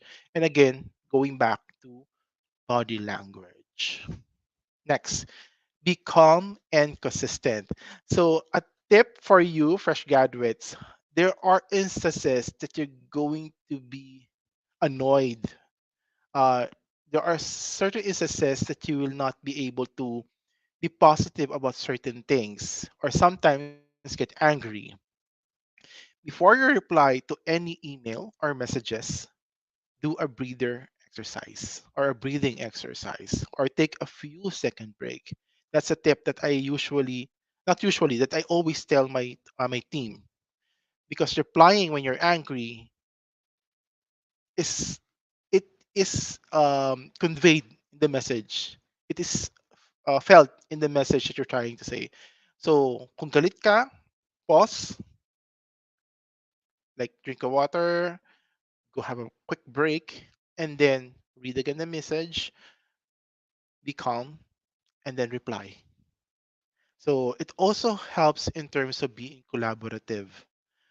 And so that people who reads your messages would not feel like napikon yata siya or he is angry or what have you. So this helps in terms of how effective you are in the workplace as well. Last but not the least, use and read body language. You have to learn to use your body language effectively and efficiently. So as mentioned, if you're trying to greet someone like happy birthday, you don't greet them like happy birthday. You don't do that. So you have to be smiling, your eyes are open, or what have you. And of course, the tone of your message should also be appropriate in your message. So you don't say you're smiling, but you say happy birthday. Of course, don't do that. So it also boils down the tone of the message, not only the body language, but also the tone. And yes, it is important that you have to be mindful with your own body language, but you also have to be sensitive with the body language that your peer, colleagues, or managers are using. So it boils down to collaboration, knowing your team well, and how the team works as a whole. So you'll be able to understand them and how they use their hands, how they use their faces in communicating. So my last topic, this is actually my last slide. These are some tips that I would like to share with you on how you can be effective in communication, specifically in the workplace. So I'm focusing more on the workplace when you are now in an organization that you applied for. So there are a lot of information that you can actually research on, but these are the tips that I personally experienced throughout my years of career here. So first and foremost, know where to communicate and about what. What do you know? What do you mean by know where to communicate? There are a lot of platforms. When you start working, there you might be shocked that you only not only communicate through Outlook or email, but there are a lot of platforms in the organization that you use. Like for us in ADP, we have a chat message tool, a tool that we can use for calling, for sending meetings, real time discussions, chat, what have you, aside from the usual email. So, in knowing what type of platform that you use will help you to be an effective communicator. And also being able to know what the organization is using in certain situations. Example, you don't use Outlook or email if there's an urgent matter that you need to work on or something happened, emergency. Just for example, there's an emergency. You don't send an email, but rather you don't also use chat messages. So you would rather talk to the person one on one or face to face. So knowing this kind of platforms of how effective you can communicate well depends on the situation. So again, an example, if there's an emergency, you don't send an email or Outlook. It's also necessary to also for you to set up a discussion with the team on certain expectation on communication. An experience that I have with a fresh graduate from another company, uh, she has been having challenges on what to use in terms of communications, and sometimes hesitates to even speak up because being a fresh graduate, they always think that ang nakakaya pagkasabihin ko ng diretso, or sometimes they do the pass the message as well.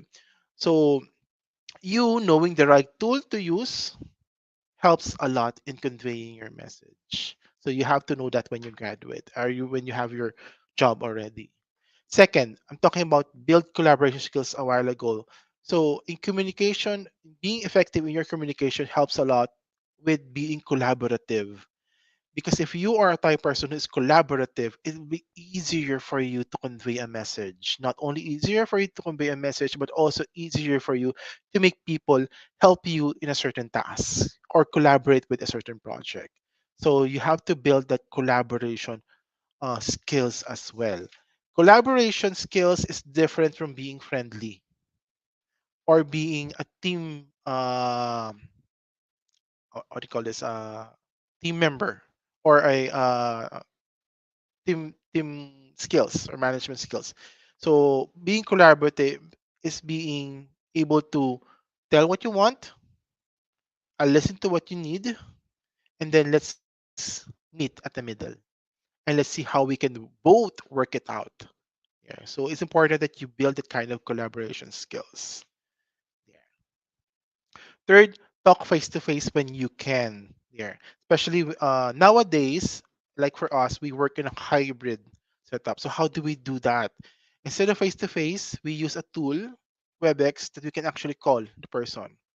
And when you do video conferencing, as much as possible, it's camera on. Okay. Why do we need it to be camera on? I'll tell you later in one of the topics I'll be discussing.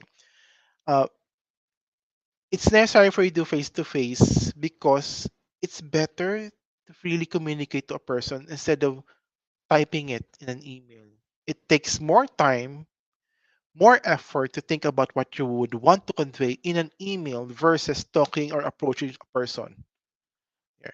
So my key tips specifically if when you talk to a manager or a certain information that you need to acquire, you just tap the person's shoulder instead of sending a chat message like can I talk to you or sending an email or sending an invite calendar invite to set up a meeting instead of just approaching the person. Yeah. So there are also certain ways in using this effectively compared to sending an email. If you need the information right away, if it's urgent and important, you do face to face or you call the person. You don't send an email because it will take you quite some time to receive the response. So if you want immediate response or reply, if it's urgent and important, go directly to the person. And then because you work in an organization, document it after or send an email. As discussed, these are the things that we need to do, etc., etc. Yeah. Fourth, there. So watch your body language and tone of message or voice. So as mentioned a while ago, as much as verbal and written communication is important, more so body language and the usage of your tone. So this goes well during face-to-face meeting or conference or video conference. So it helps a lot in terms of how you use effectively your hands, your face in terms of conveying your messages. Ayan. So fifth would be prioritize two-way communication. When you research about two-way communication, you'll get a lot in Google. But in the workplace specifically, this is something that I've also experienced and learned while working in a multinational company. There are just two types of two-way communication.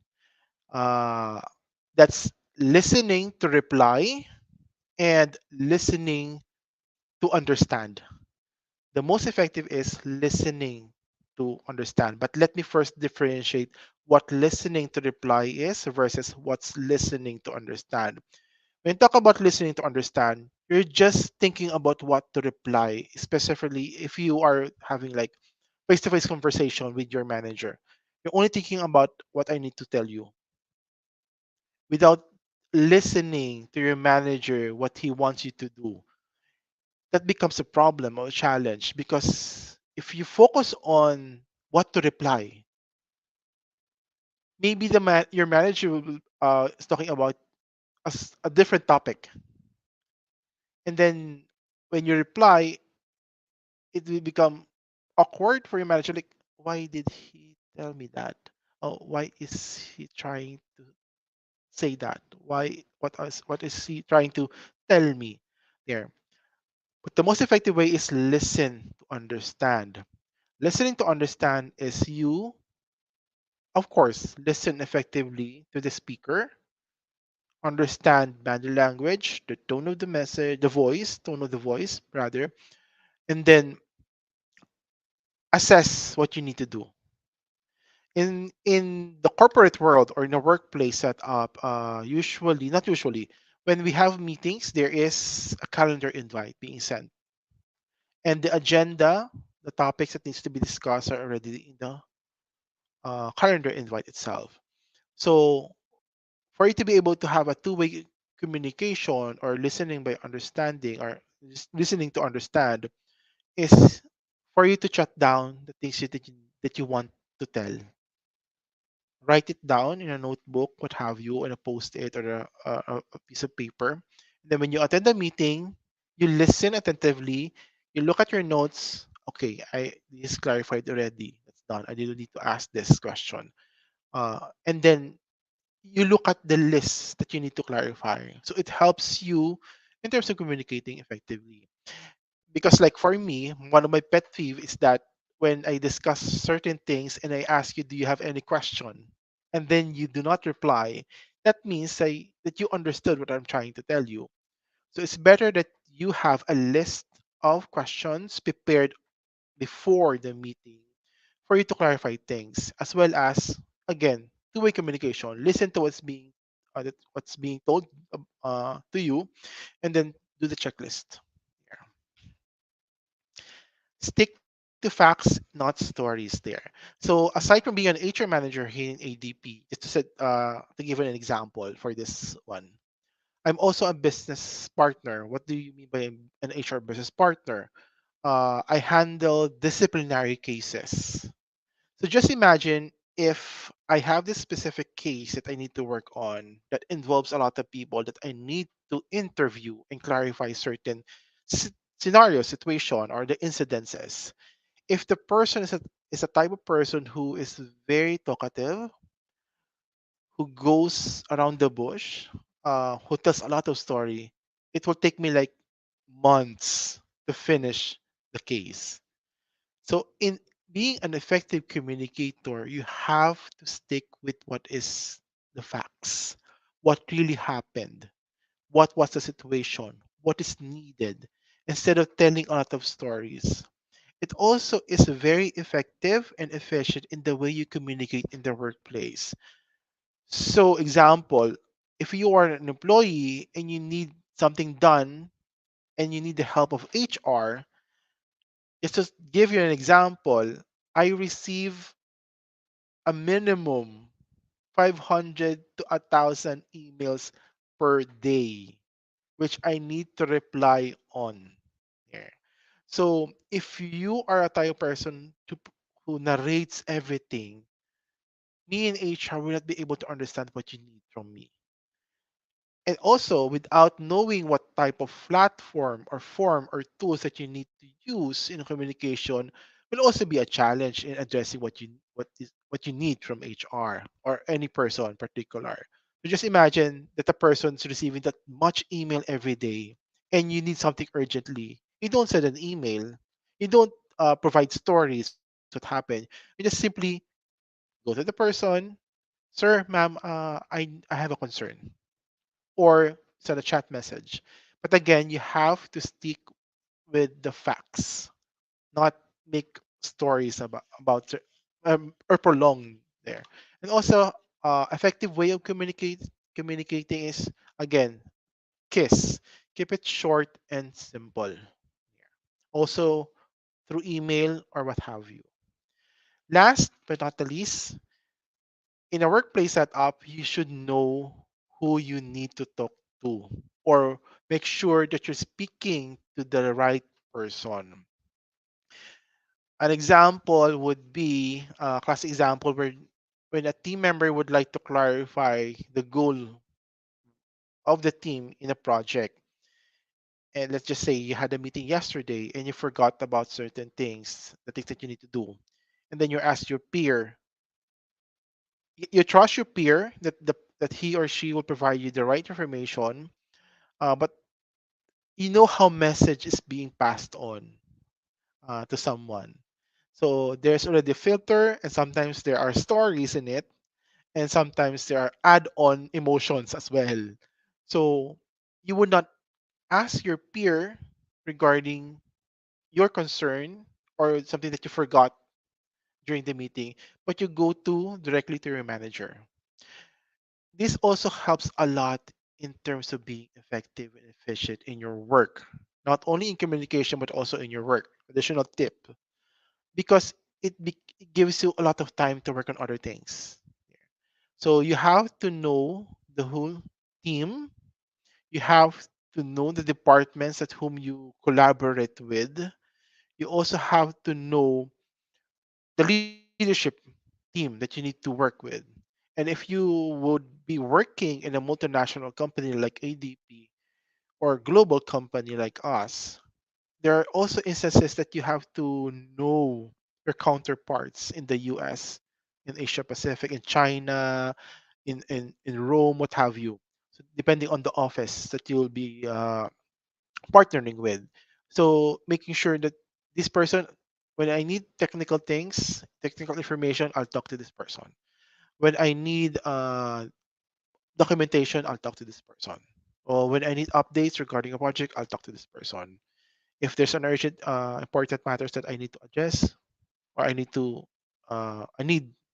from a person, I talk to this person. So knowing who to speak to would help you be more effective in terms of communicating in the workplace. So I hope this presentation helped you a lot in preparing you for the corporate world. So if I may, if you have questions or clarifications. Thank you for that, sir. So, to our audience, the floor is now open for questions. Please chat your questions in the chat box and then we'll answer it.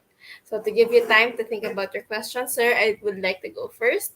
So, first question po. With all the facets of communication, saan po sa tingin nyo nahihirapan yung mga fresh grads natin mag-improve? Now, especially this generation, because they're more, I don't want to use the word aggressive. They're more proactive. Ayan, proactive in conveying what they feel about certain things, which I personally like. Kaysa yung basahin ko yung body language. Kasi I would rather talk to a person straightforward than going around the bush. So, what's needs to be worked on is more on email communication. Yeah, especially when we would like a project I do, a recent project I had to an intern to work on. Nahihirapan siya mag-compose ng email. I just told him na one page lang. Ito yung information, gawa ka ng design and all. Nahihirapan siya. So, more on written communication skills that everyone needs to work on. But it depends. If you are an introvert person, you're good in written communication. But if you are an extrovert person, that is something that you need to work on. That's what I noticed during in this generation. Ayan. Thank you for that, sir. So, mga audience natin, alam niyo na ha. Next question, sir. For example, you're doing the interviews and the Mhm, candidate failed the language assessment exam mhm, or any counterpart of that. What happens next? Do interviewers inform the candidate, you failed the language assessment test, or do they get trained for that? Is there a mhm, boot camp, or is there an academy of some sorts for mhm, those who did not pass the screening test, for example? mhm. For me, what I may tell my team, sa recruitment team, feedback goes a long way. You have to inform your candidate the status ahead. You should have the courage to tell them that you did not pass. Di ba? So here in ADP, we tell you that. So I tell the recruiters, my phone screeners, that if the person did not pass the language assessment, tell them so that they know, and also provide additional feedback what the things that they need to work on, because it helps not only the organization, but there is this what we call branding, na pag naisip mo itong kumpanya na to, ay kasi magaling yung recruiter, mabait yung recruiter at tinulungan pa ako. And then sorry, the next question is, if we provide training, yes, of course, a lot of organizations nowadays provide language assessment, skills training. Like for us, we have communication skills training, pero hindi to yung parang naaral sa school. Yung grammar, what have you. It's more focusing on how effective you can communicate in the workplace. So those that I mentioned or presented a while ago. So it focuses more on not only the structure, grammatical structure or forms, but also what words is more effective in the way you convey your message. Yun. Okay, thank you for that, sir. Sir, we have a question from the audience. In a nutshell, what will make our communication effective as fresh grads? Parang nanghingi pa siya, sir, ng summary dun sa summary niyo. Oh, Oo. ayun. Pero the most simplest way to do this is practice. Yun lang, kasimple. When I was preparing for an interview in IBM, my first job is IBM. I'm a fresh graduate in IBM. And I'm during those time I'm a little bit introvert and I'm don't have a lot of friends. So what I did was, because I'm very close to my parents, I asked my mom if we could do a demo interview there. So she prepared a lot of questions. It's ano not scripted there. So it's better to practice with someone that you trust who can provide you the right constructive feedback rather than to a friend na pwedeng magpabola-bola because it prepares you for the real world. Honesty and authenticity goes a long way. So look for that person who you can practice with. And of course, you have to study. Like nowadays, minsan nga ako nagugulat ako with my son. Ang galing niya magsalita ng English even we're not like English only speaking at home because I make him watch cartoons in the English form or platform. It helps a lot. Hindi lang po puro Korean novela ang pinapanood natin. So try as much as possible to watch English sitcom or series or movies. It also helps you a lot. But sometimes watching those kind of movies is more of informal English. But try to also watch or attend seminars like this who will help you enhance your communication. But again, it boils down to practice, practice, practice. Okay, thank you for that, sir. Question again on my end po para makapag-isip yung audience natin. What misconceptions would you like to clarify regarding working in the multinational firms, BPO industry, ganun po?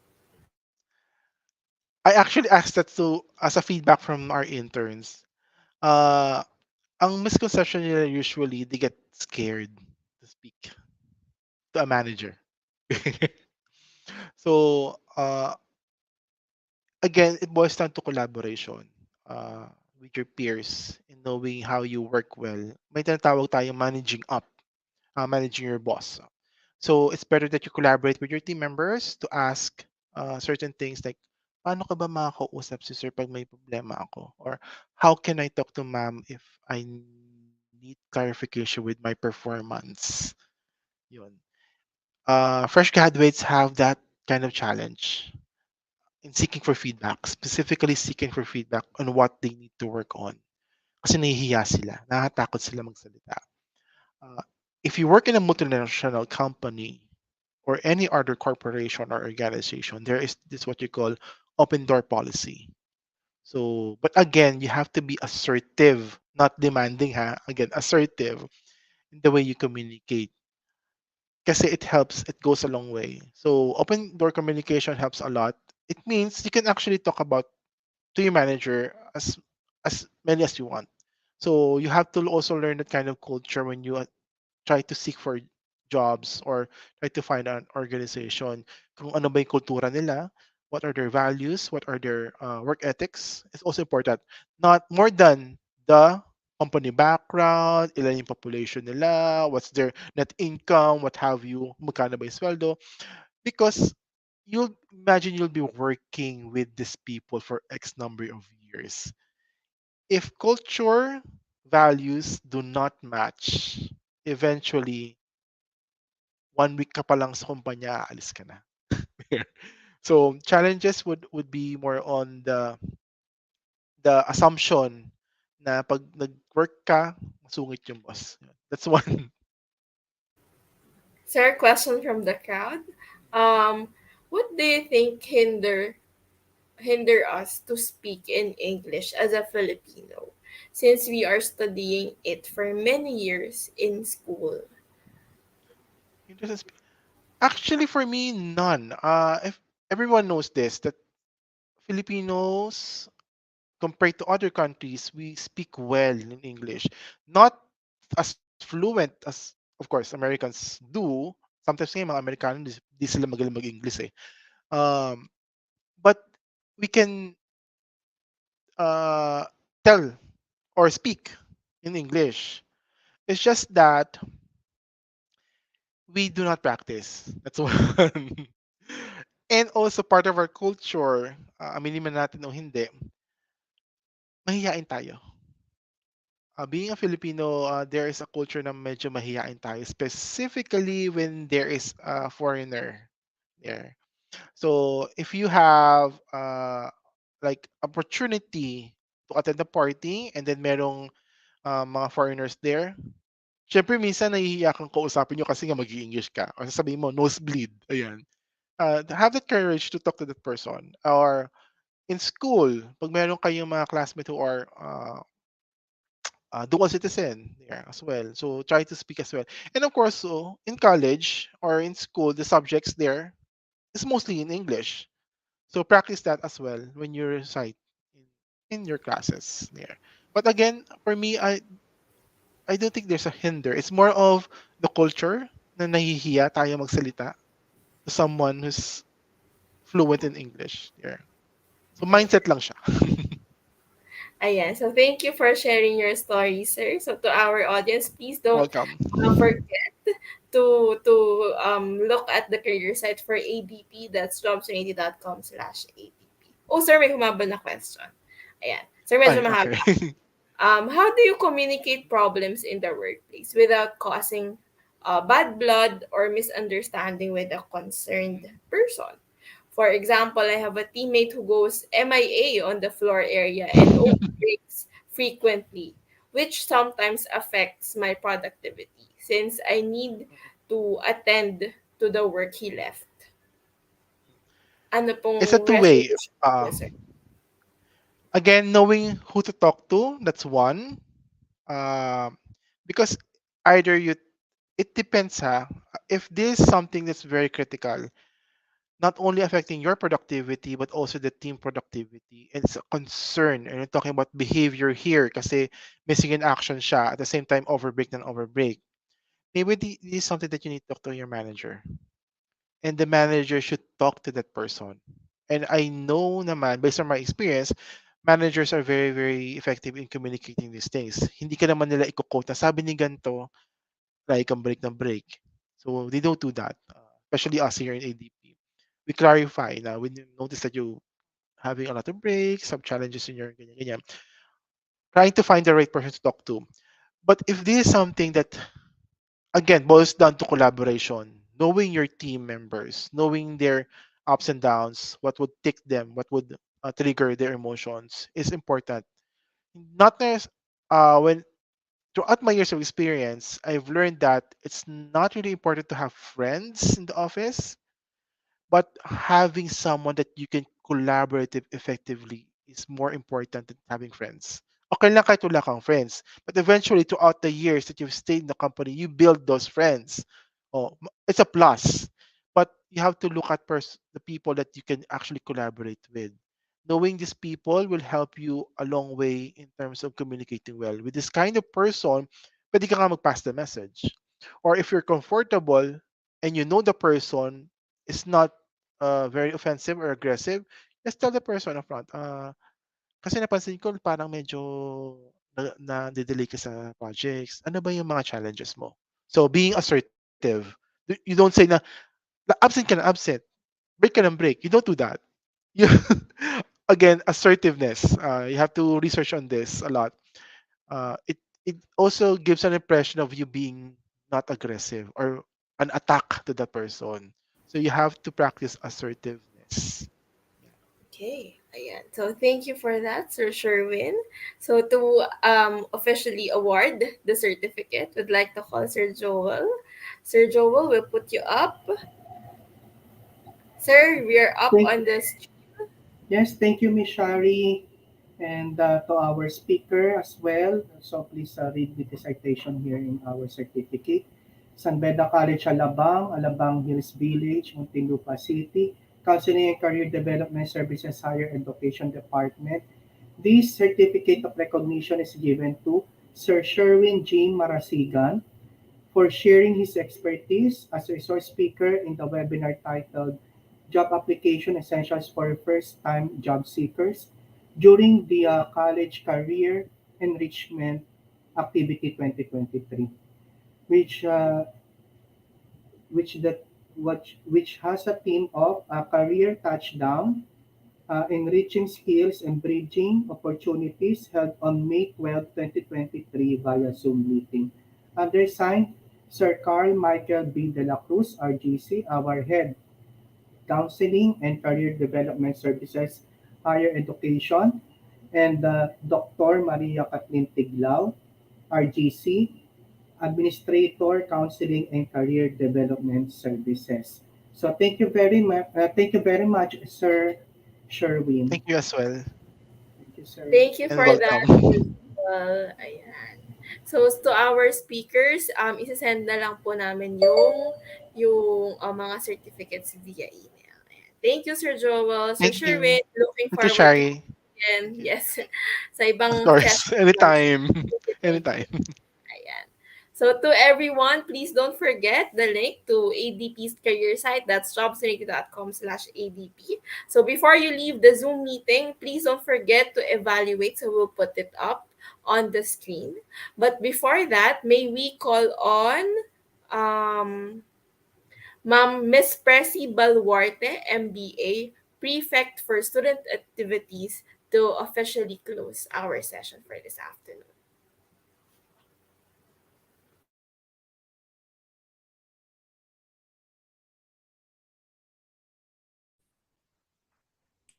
To our very dynamic Dean, Attorney Juan Rufo D. Chong, to the Vice Dean for Academic Affairs, Dr. John Paul Domingo, to the Vice Dean for Student Affairs, Professor Roma Ween C. Cedo, to my fellow administrators and faculty, to our guest speakers, to the CCDS family, headed by Professor Carl Michael de la Cruz, my dear students, masters of the ceremony, good afternoon. When Sir Miko gave me the topic last week, I remember that one of the key results area of our community is to establish a strong educational linkages and be oriented towards higher employability results and opportunities. This event, this college career enrichment activity, certainly falls under this focus area. Thus, it is my honor to express my gratitude to the CCDS family and to our valuable speakers for this remarkable event in honing and guiding our students in searching and grinding to their career path. My dear students, college is your last training ground for what and who you will become. I thought it is best to spend a few minutes of talking about your future. I imagine right now, after hearing the valuable contributions of our speakers, most of you will spend a good amount of time thinking about where you want to go after college or what you want to do after college. These thoughts are common. It is in this perspective that we are conducting such event to foresee and envision who and what you want to be. Perhaps some of you are now excited to start searching for a job or an opportunity. Or maybe, just maybe, some of you are just waiting to march in PICC this 14th of July. My dear students, life is uncertain. Your career is uncertain. However, amidst these uncertainties, a Bedan spirit will not give up and will continue to arise. As what Mr. Steve Jobs keeps saying, your work is going to fill a large part of your life. And the way or the only way to be truly satisfied is to do what you believe is great work. And the only way to do great work is to love what you do. If time comes that you haven't find it yet, keep looking and don't settle. As with all matters of the heart, you'll know when you find it. Let me end by saying opportunities don't happen. You create them. Once again, thank you very much and congratulations to the CCDS family, and that in all things, God may be glorified. Thank you very much. Thank you for that, ma'am. So now we will now be releasing the evaluation form. So please scan the QR code. Can we move to the QR code, please? There you go. So please scan the QR code and evaluate before leaving the Zoom meeting.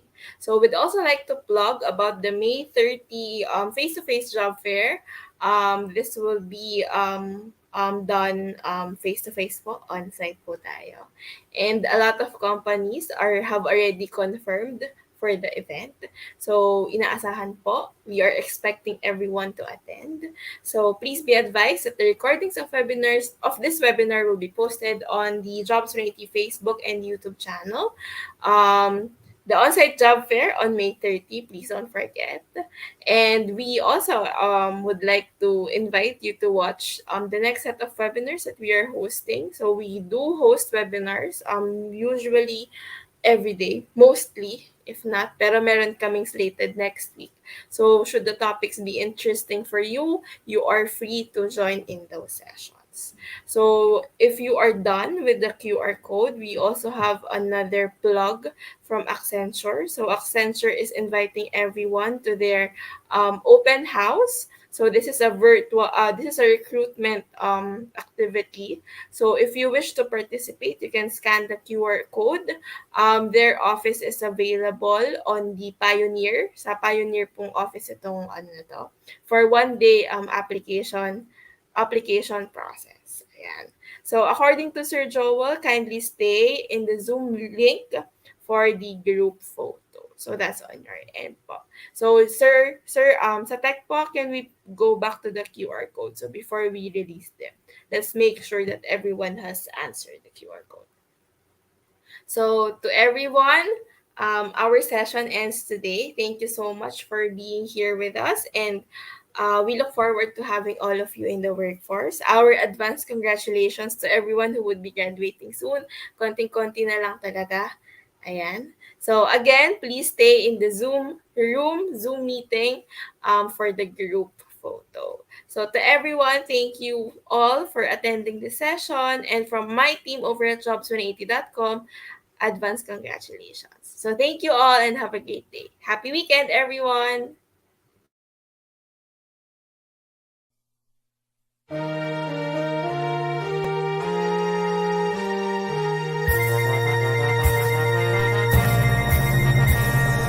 Herald the Beda's coming, may their fellowship never cease. Molded by bold, undaunted men of prayer, word and peace. Through the carefree days of our childhood and the visions of our youth, you gave us the wisdom of Benedict's soul, faith in God and love of the truth. When we encounter trials and hardships, we shall give you honor and faith.